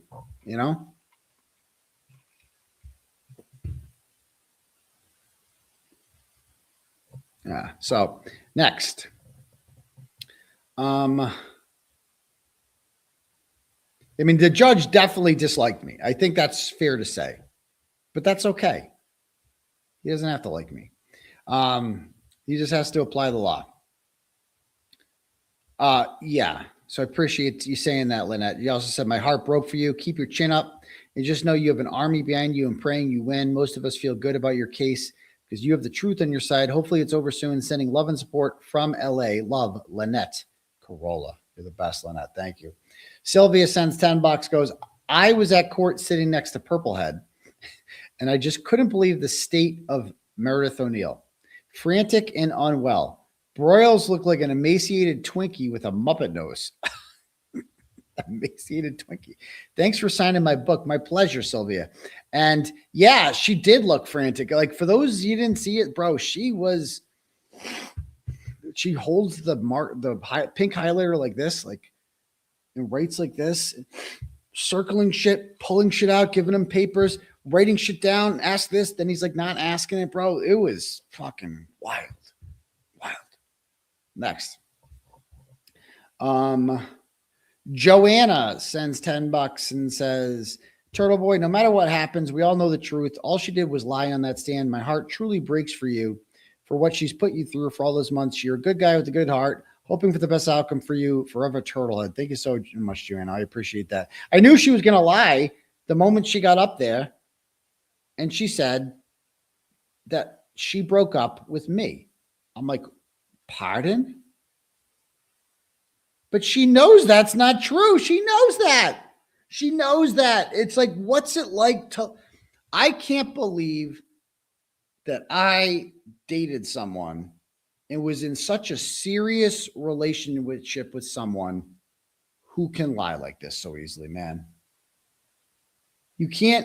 People like that are incapable of being in relationships, like real relationships, because relationships require honesty, man. You can't just lie. You can't be a liar. And she lies about everything. And she lied to me during our relationship. And it was all justified to her because of the titty pictures. That's it. She really didn't lie that much before that, I feel like. She was jealous and angry and controlling, but not like lying. Like lying about the Apple Watch. Like, dude, I see it. It's in the apartment, you know? All right, next.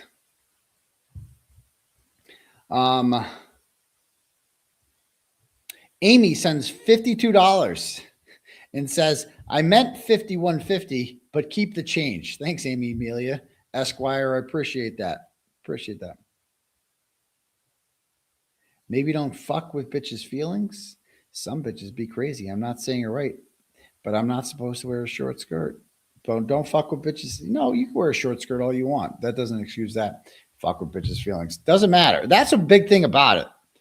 Was like the more I thought about it, like it just made me mad because I'm like, yeah, okay. So I got some titty pics. So I'm not the best boyfriend. You know what I mean? So I can't keep it in my pants. That doesn't give anyone else the right to hack into my shit. Okay? That's like the justification for doing this stuff. is just wild. Oh, well, I stole his phone extraction because I wanted to know more about the tits. I had a right to know. Had a right to know. No, you don't. Actually, you can just break up with someone when they do that to you. Ladies and gentlemen, you know, if you don't want to be with a man whore, then don't keep dating someone after finding they are, you know, like it is what it is. If you find out your man is doing shit like that, then dump him. Unless you want to get invited to the Karen Reed acquittal dinner on June 18th. Because if you want to do that, you're going to have to suck it up and stay with me. Okay? Just know that. If you want access to the good shit, you know, the finer things in life, you're going to have to overlook some philandering. Okay? Carmelo Soprano style. You're just going to have to deal with it. That's how it works. Next. Because let me tell you that we went to Maestro's on the pier. It was a bomb steak. That was an excellent dinner. What a great night that was. All downhill from there, but still. All right, next. A-Rod sends $10, goes, when Meredith said to Bradle, I don't recall. It's been a few months. Please, bitch, you remember everything. Exactly. You know she remembers everything. Everything. Andrea sends $15 and goes, honest, authentic, relatable, engaging, handsome, and hilarious. Get it right, Turtle. I should have put that in there. That he's also very handsome and charming, Your Honor. So thank you very much. J.E. Walsh sends $25 and goes, round out to $100 total. So nice of you, J.E. Walsh. Reverse cowgirling this turtle chat right now. We only laugh because otherwise we'd cry for you, Turtle Boy. We are behind you. I see what you did there. No matter what. I see what you did there. Thank you. Oh, reverse cowgirl. Thank you, J.E. Walsh. Ashley sends $50, goes, hey, Daddy, I think I'm most disappointed in your genuine fear of a once trusted girlfriend that you loved and cared for, had a full arsenal that she was ready to deploy at any moment that you didn't act according to her expectations. It's such a double standard that seems to be overlooked. And now I talk to my son as something to be wary as he maneuvers through his own relationship with Godspeed. Exactly. And it's okay because she's a woman. She's a, you know what I mean? There's a lot of women that gave her a pass that were just like, I would do the same, you know? But would you film a guy having a panic attack? Would you do that? Would you do that? I mean, that's the real shit. Would you egg that on? Would you tell him you're going to tell the police that you hit him? I mean, I wouldn't do that. Imagine I did that to her. Imagine I told her that I was going to do something fucked up to hurt her, really hurt her, take her away from her kids, from her daughter. Imagine I said that. I'm going to do something to make you no longer see, to tell her that I'm going to make her do something to make her no longer see her daughter. And then I just keep doing it until she cries and has a mental breakdown and goes on the floor and begs me not to and says, please don't, please. And she starts crying and I'm sitting there laughing and I take out my phone and I start filming her doing it. And then the moment someone else starts posting the truth about me, I blame my ex-girlfriend for that. And I post that video online to humiliate her. Imagine if I did that.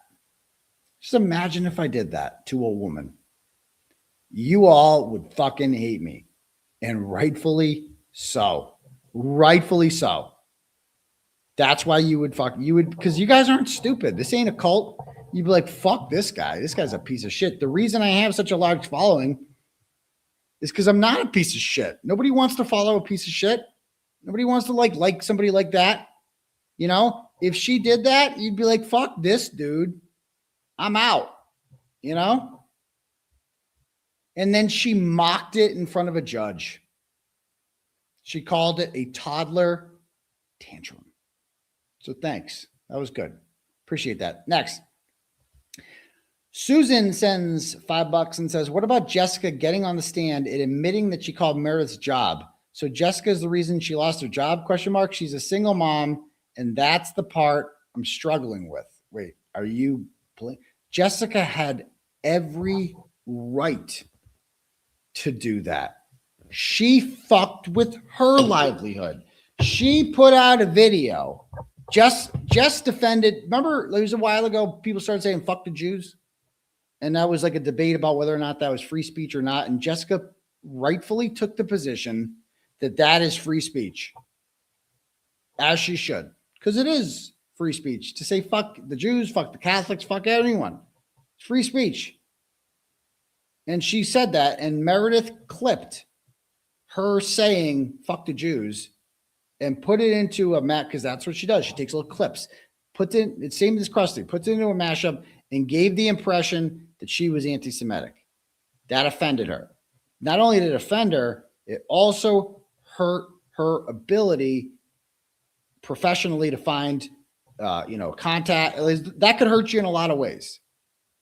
So Jess rightfully called her boss to alert her of this. And they said that they were going to monitor her content. And coincidentally, the video is taken down.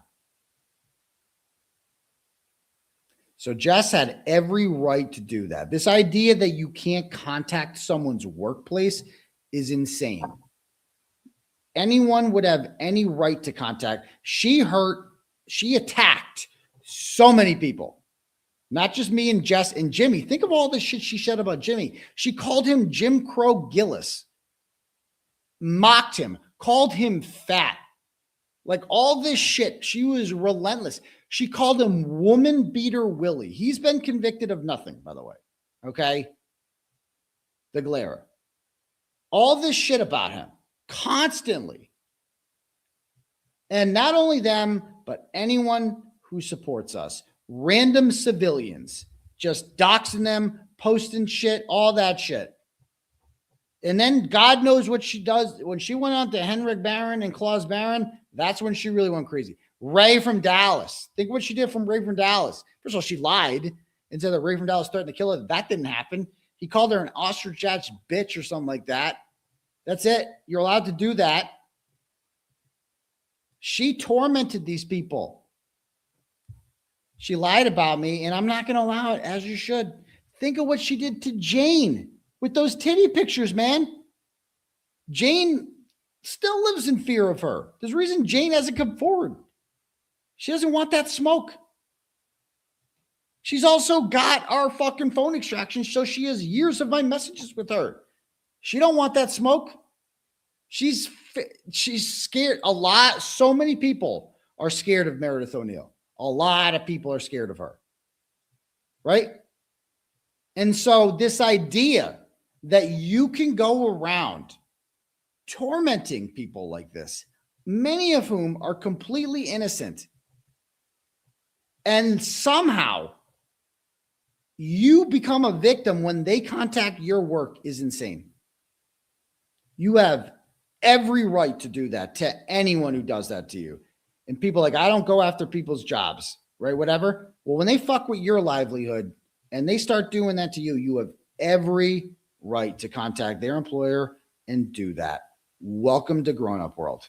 And there's nothing wrong with that. I want to be very clear. There was nothing wrong with what Jessica Machado did. Meredith fucked with her reputation, which fucked with her livelihood, which made it okay for her to respond in kind. That's it. And guess what? If State Street didn't think that there was anything wrong with what she was doing, they could take Jessica Machado's report and do nothing with it. But they clearly knew something was wrong with it, and that's why she's fired, period. Thanks. And God, Jessica was awesome. They tried like slut shaming her, and she was just like, yep, that's reporting. Yeah, but it sure is. She was great. She was composed. She was excellent. Next, Carla sends $5, goes, watching the hearing was absolutely infuriating. It was incredible how willing she was to lie. I can't imagine how hard it is to keep your composure while you watch her outright lie again and again. I hope it turns out in your favor. You have a whole community of turtle heads behind you. I love how we've like adopted that and owned it. Thank you. Law Girls Not Attorney sends 5 and goes, do you think Nick Rocco is Justin Alain's PR firm? Might as well be. Laura sends $50 and goes, and by the way, congratulations to Kelsey Fitzsimmons. So happy for her, man. Kelsey Fitzsimmons is a really nice person. I've gotten to know her and talk to her throughout this. She's just a really nice gal. And I'm really glad. I don't really know her that well again, but like, you know, she's really excited about being reunited with her son. Hopefully it comes sooner rather than later. And I really hope she has a nice life. I hope that, you know, that she's stuck with Justin. She knows that forever. And I hope, just guys, I mean, enough. Can we stop with the sex shit? Just because I say she's a nice person, I don't fuck everything. Not everybody wants to fuck me either, believe it or not. You know, I can be happy for a person. Yeah, because she's a woman and I'm a man. Like what? I can't say nice things about her. Get your head out of the gutter. She major win. They dropped her RO. That's a major win. Really happy for her. So that's great. So thank you for that. And that wouldn't be healthy for her or me, to be very clear. Like, she also needs to focus. She shouldn't date anyone. If I was Kelsey Fitzsimmons, I would not date anyone at all.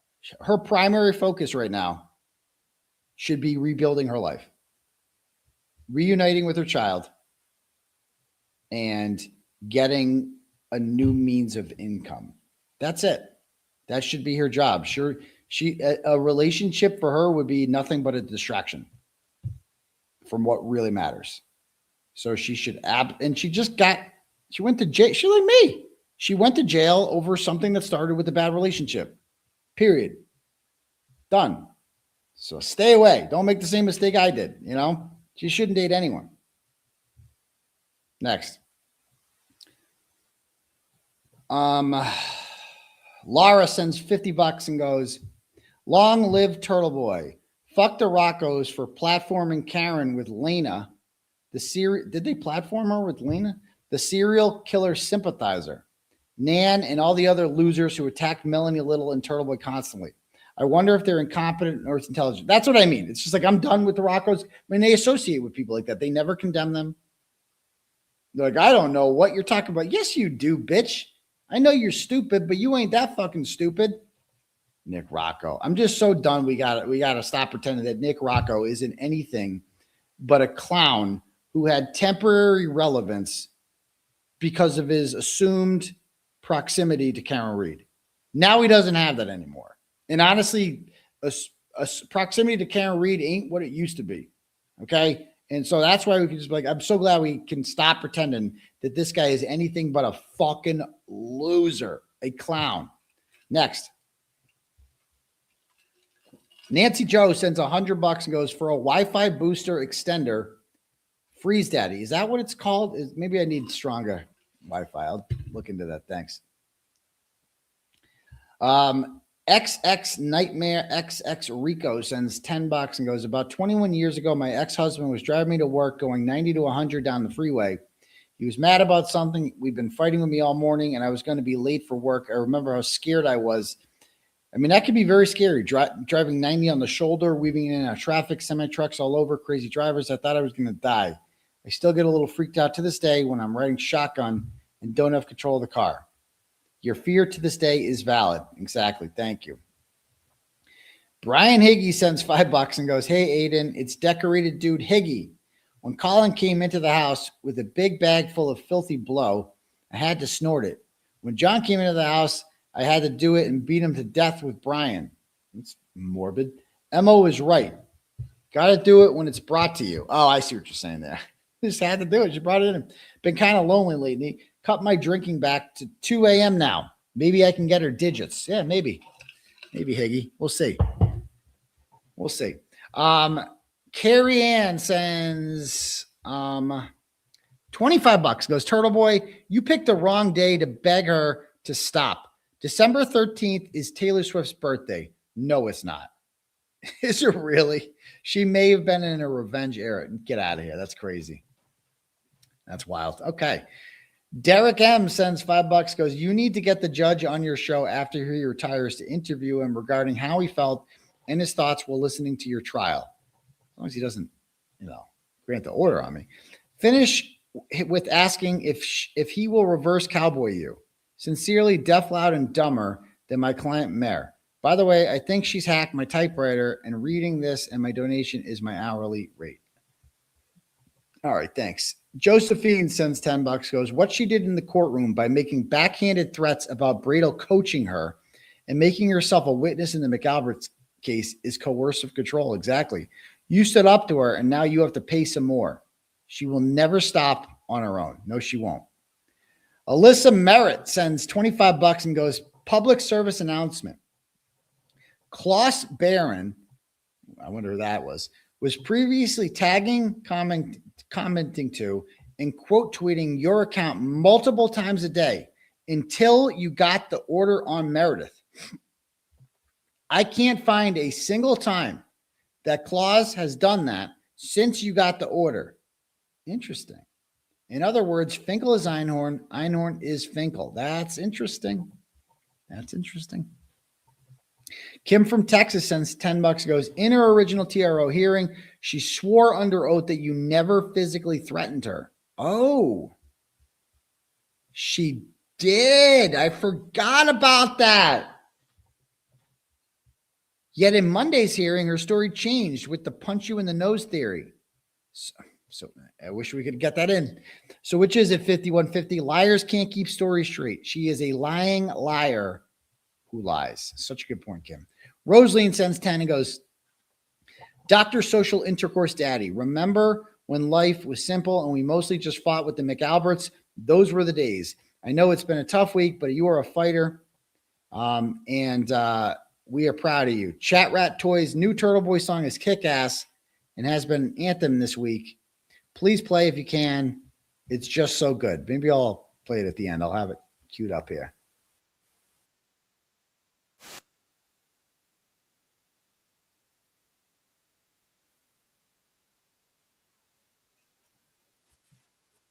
Tick, tick, tick, tick, boom. Pressure build, detonate. Tick, boom. Too late now, can't moderate. Tick, just give me flash. Let's go. Everybody talking, nobody compose. You should have just let me be, but now you knew what I do. Who I am. You know who I am. Who I am. Tick, tick, tick. Robbing and weaving where you telegraph hate. Flash bows pop every time. Oh, that's pretty good. Okay, I like it. I like it. I love the chat rats. Thank you, Toy. All right, next.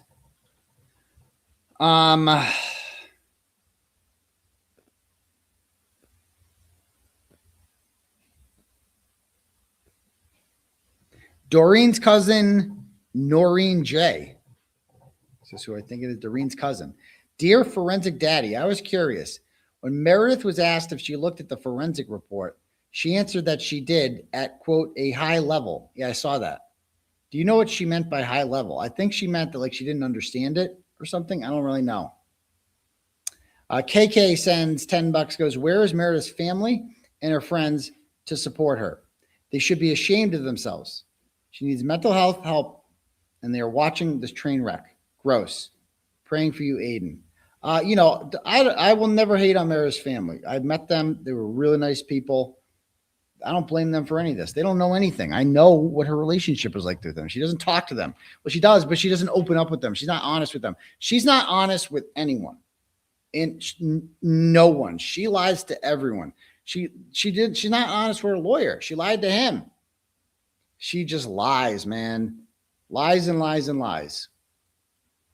And so people close to her have no idea what's going on, right? And really the only people that go along with this are the TBDS people.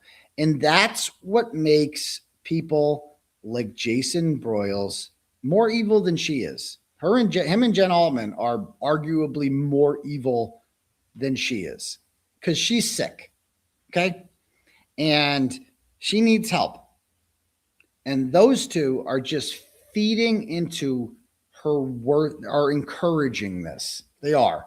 And they know she's lying because I've had conversations with both of them. They know she's lying. They know how destructive her therapy is, and they feed into it, and they make her worse. They are the two biggest pieces of shit in this whole thing, Jim Altman and Jason Broyles. Just two of the most worthless, sadistic wastes of space to ever walk the face of this planet. Worse than Hitler. I would say worse than Hitler. And it's close. They haven't killed any Jews, to my knowledge, but only for lack of opportunity. Like that's, like it's pretty close, They would if they could. Like they would have no problem killing. They would do anything at this point. Like they're horrible. They're just horrible people. Like the worst people on earth because they're smart enough to know better. Jason knows Meredith is lying about everything. He knows, bro. He knows. And he knows she's unwell, but he doesn't care because online drama matters to him more than anything. Anything. There you go. Next.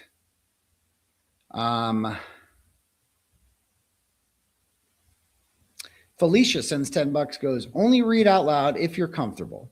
They claimed on Twitter account. Okay. Yes, that is the account. That's correct. Correct. Let's see. She said, don't read out loud. Okay. Next. Any more turtle chats? I'm going to refresh it. Nicola sends $10, goes, I'm confused why over 50% of the chat thinks you'll get an order on her. I will get an order on her, they're saying. That's what they're saying. Actually, 45%.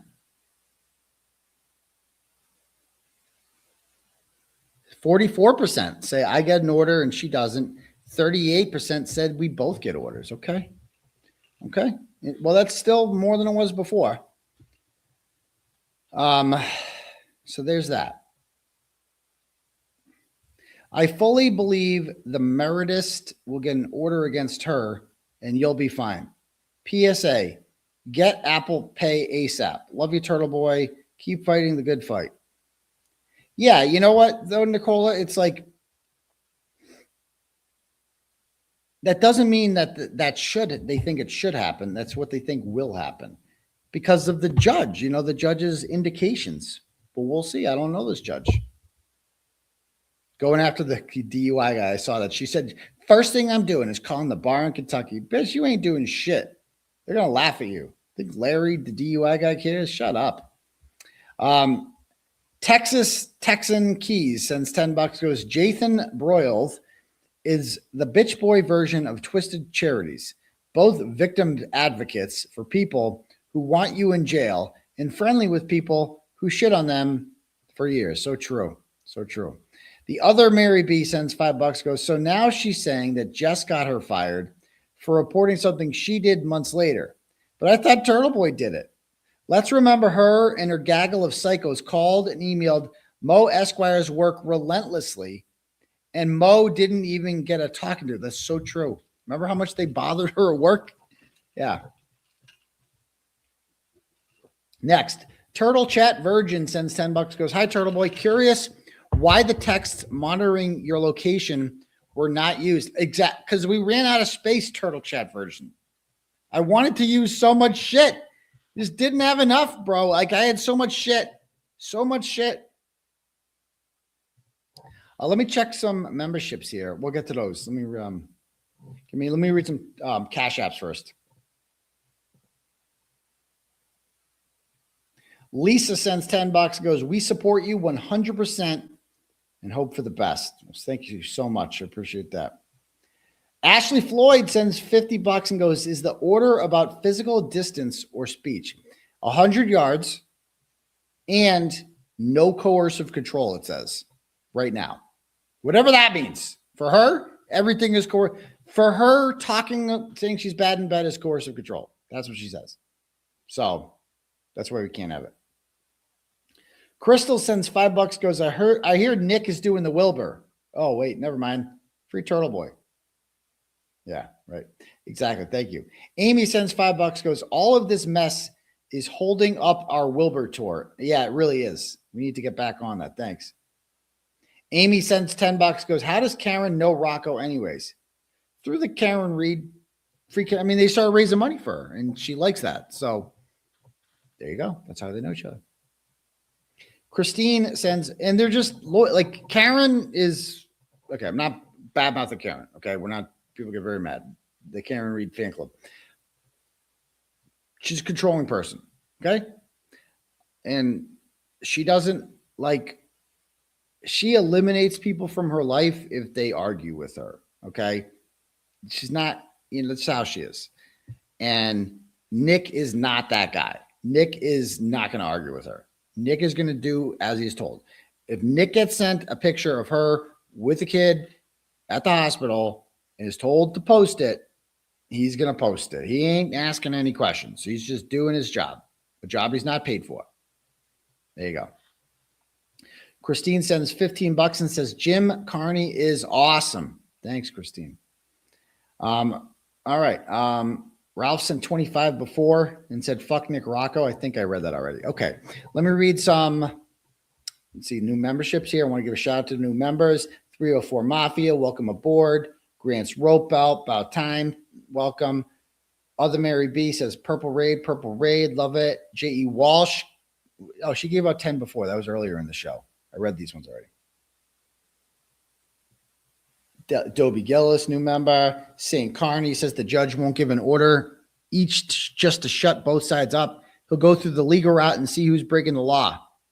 Yeah, I mean, if he goes by the book, that's how it should go. Chastity says she did it because she wanted out of her apartment. Just making the person take their Coke and leave is fucking insane. I know. We made it to, I think I read these ones already. I read these ones. How would you find, I already read that one. Let's see. Ratchet Madness ETA, been over that already. Turtleheads Unite, welcome. Card, Romy and Masses.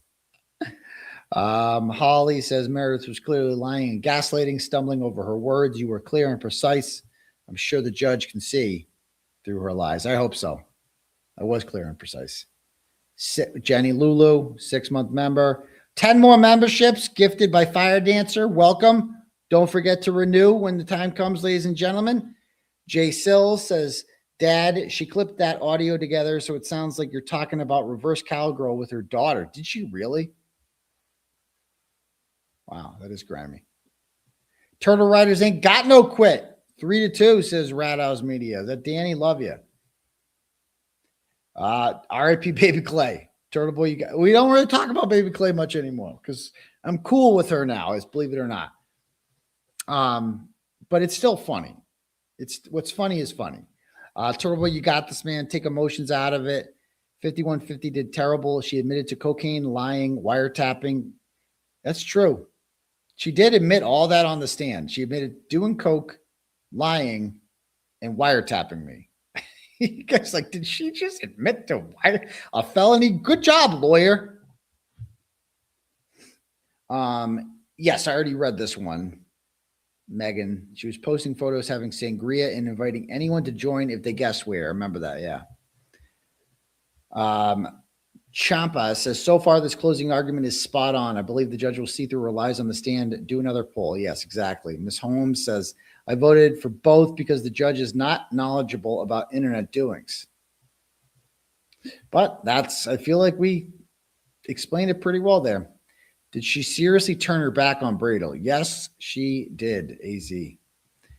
Texas Texan says she was a flight risk for screenshots for sure. You can read my turtle chat if you're comfortable. I think I read that. Thank you. J.E. Walsh, throwing around memberships like it's going out of style. Thank you, girl. That girl says, I don't know why, but I can't imagine Mo as a mother. It's hard to imagine for me. You know, it's not, again, I witnessed it I'm not going to talk about it. It's not traditional motherism, like you can imagine. A lot of phone. We got your back, First Amendment daddy for life. Yes. Miss Peachy Keen says, did you watch the Jessica in Purple argue tonight on a show? Did she go on? I don't want any beef with those two. They're great. I saw them beefing today on Twitter. I hope they bury whatever they got going on because they're both cool. I like them both. So again, that's probably going to be construed as facilitating witness, harassing her or something. I'm allowed to say I like people. Okay. Free country and all. Free country. So, all right, cool. Let me just refresh the turtle chats here so I don't miss anyone. Last one, Mabel sends $5, goes, do you think she chose to go after incarcerated men because she thought they wouldn't be able to leave her? Also, did you love her? Is the PTSD real? And did you see Jolene's review? I don't know who Jolene is. The PTSD is real. I did love her. And, but as it turns out, it wasn't real. At least I thought, it seemed real at the time, but, I'm not going to get up here and be like, I never loved her. I did. Of course I did. And did she go after incarcerated men because she thought they wouldn't be able to leave her? Yes, I do believe that as well. So there's that. All right, cool. Anyway, thank God she didn't get pregnant. I know. As she said to the McAlberts for no reason that we would not have an abortion. So we're having that baby. So this is it, Felicia. I loved who I thought she was. Perfect way to explain that. All right, guys, I'm heading to bed. We'll see you guys all. What's today? Wednesday? I might do Sex Cult Friday night. Maybe. No, I think I'll do it tomorrow. We'll see. Either way, I think I'm going to do the show this weekend on Sunday. So stay tuned. All right, guys. Talk to you soon. 𝗵𝗂𝗄𝗃 𝗃𝗃 𝗃𝗃. Brush your teeth. Top down, riding down Main, it's a clear night, screens glowing blue, got the facts in my headlights, Commonwealth tripping, but the truth stay calm. 𝗺𝗫cie and 𝗬𝗟𝗟, I'ma read them like Psalms. KP throwing shade from a broke down porch, but the files in my lap like a flame to a torch. I don't raise my voice, I just let the game speak. Steady with the grind while the crooked run weak. We just riding slow, gliding, paper stacking in the breeze. Turn the system up, let the whole town see. No mask on my face, no fear in my lane. I'ma shine that light on the ones bringing shame. From the courtrooms down to the city blocks, they can't hide from the truth, cause the truth don't stop. We just ride a slow grind. Midnight oil burning, pen hit the pad slow, every word cut clean like the rims on the 𝗧𝗂𝗄𝗺. From Boston to Brockton, the whispers all hum. Turtle boys riding in the reckoning gon' come. 𝗟𝗟 in the back room, 𝗺𝗫cie on the phone, trying to twist the narrative, but they can't postpone. I'm just sipping on the facts while the city play pretend true. Got no curfew, I'ma run it to the end. See, this ain't about fame, this about that long game. You can duck, you can weave, but the truth still call your name. We just riding slow, gliding, paper stacking in the breeze. Turn the system up, let the whole town see. No mask on my face, no fear in my lane. I'ma shine that light.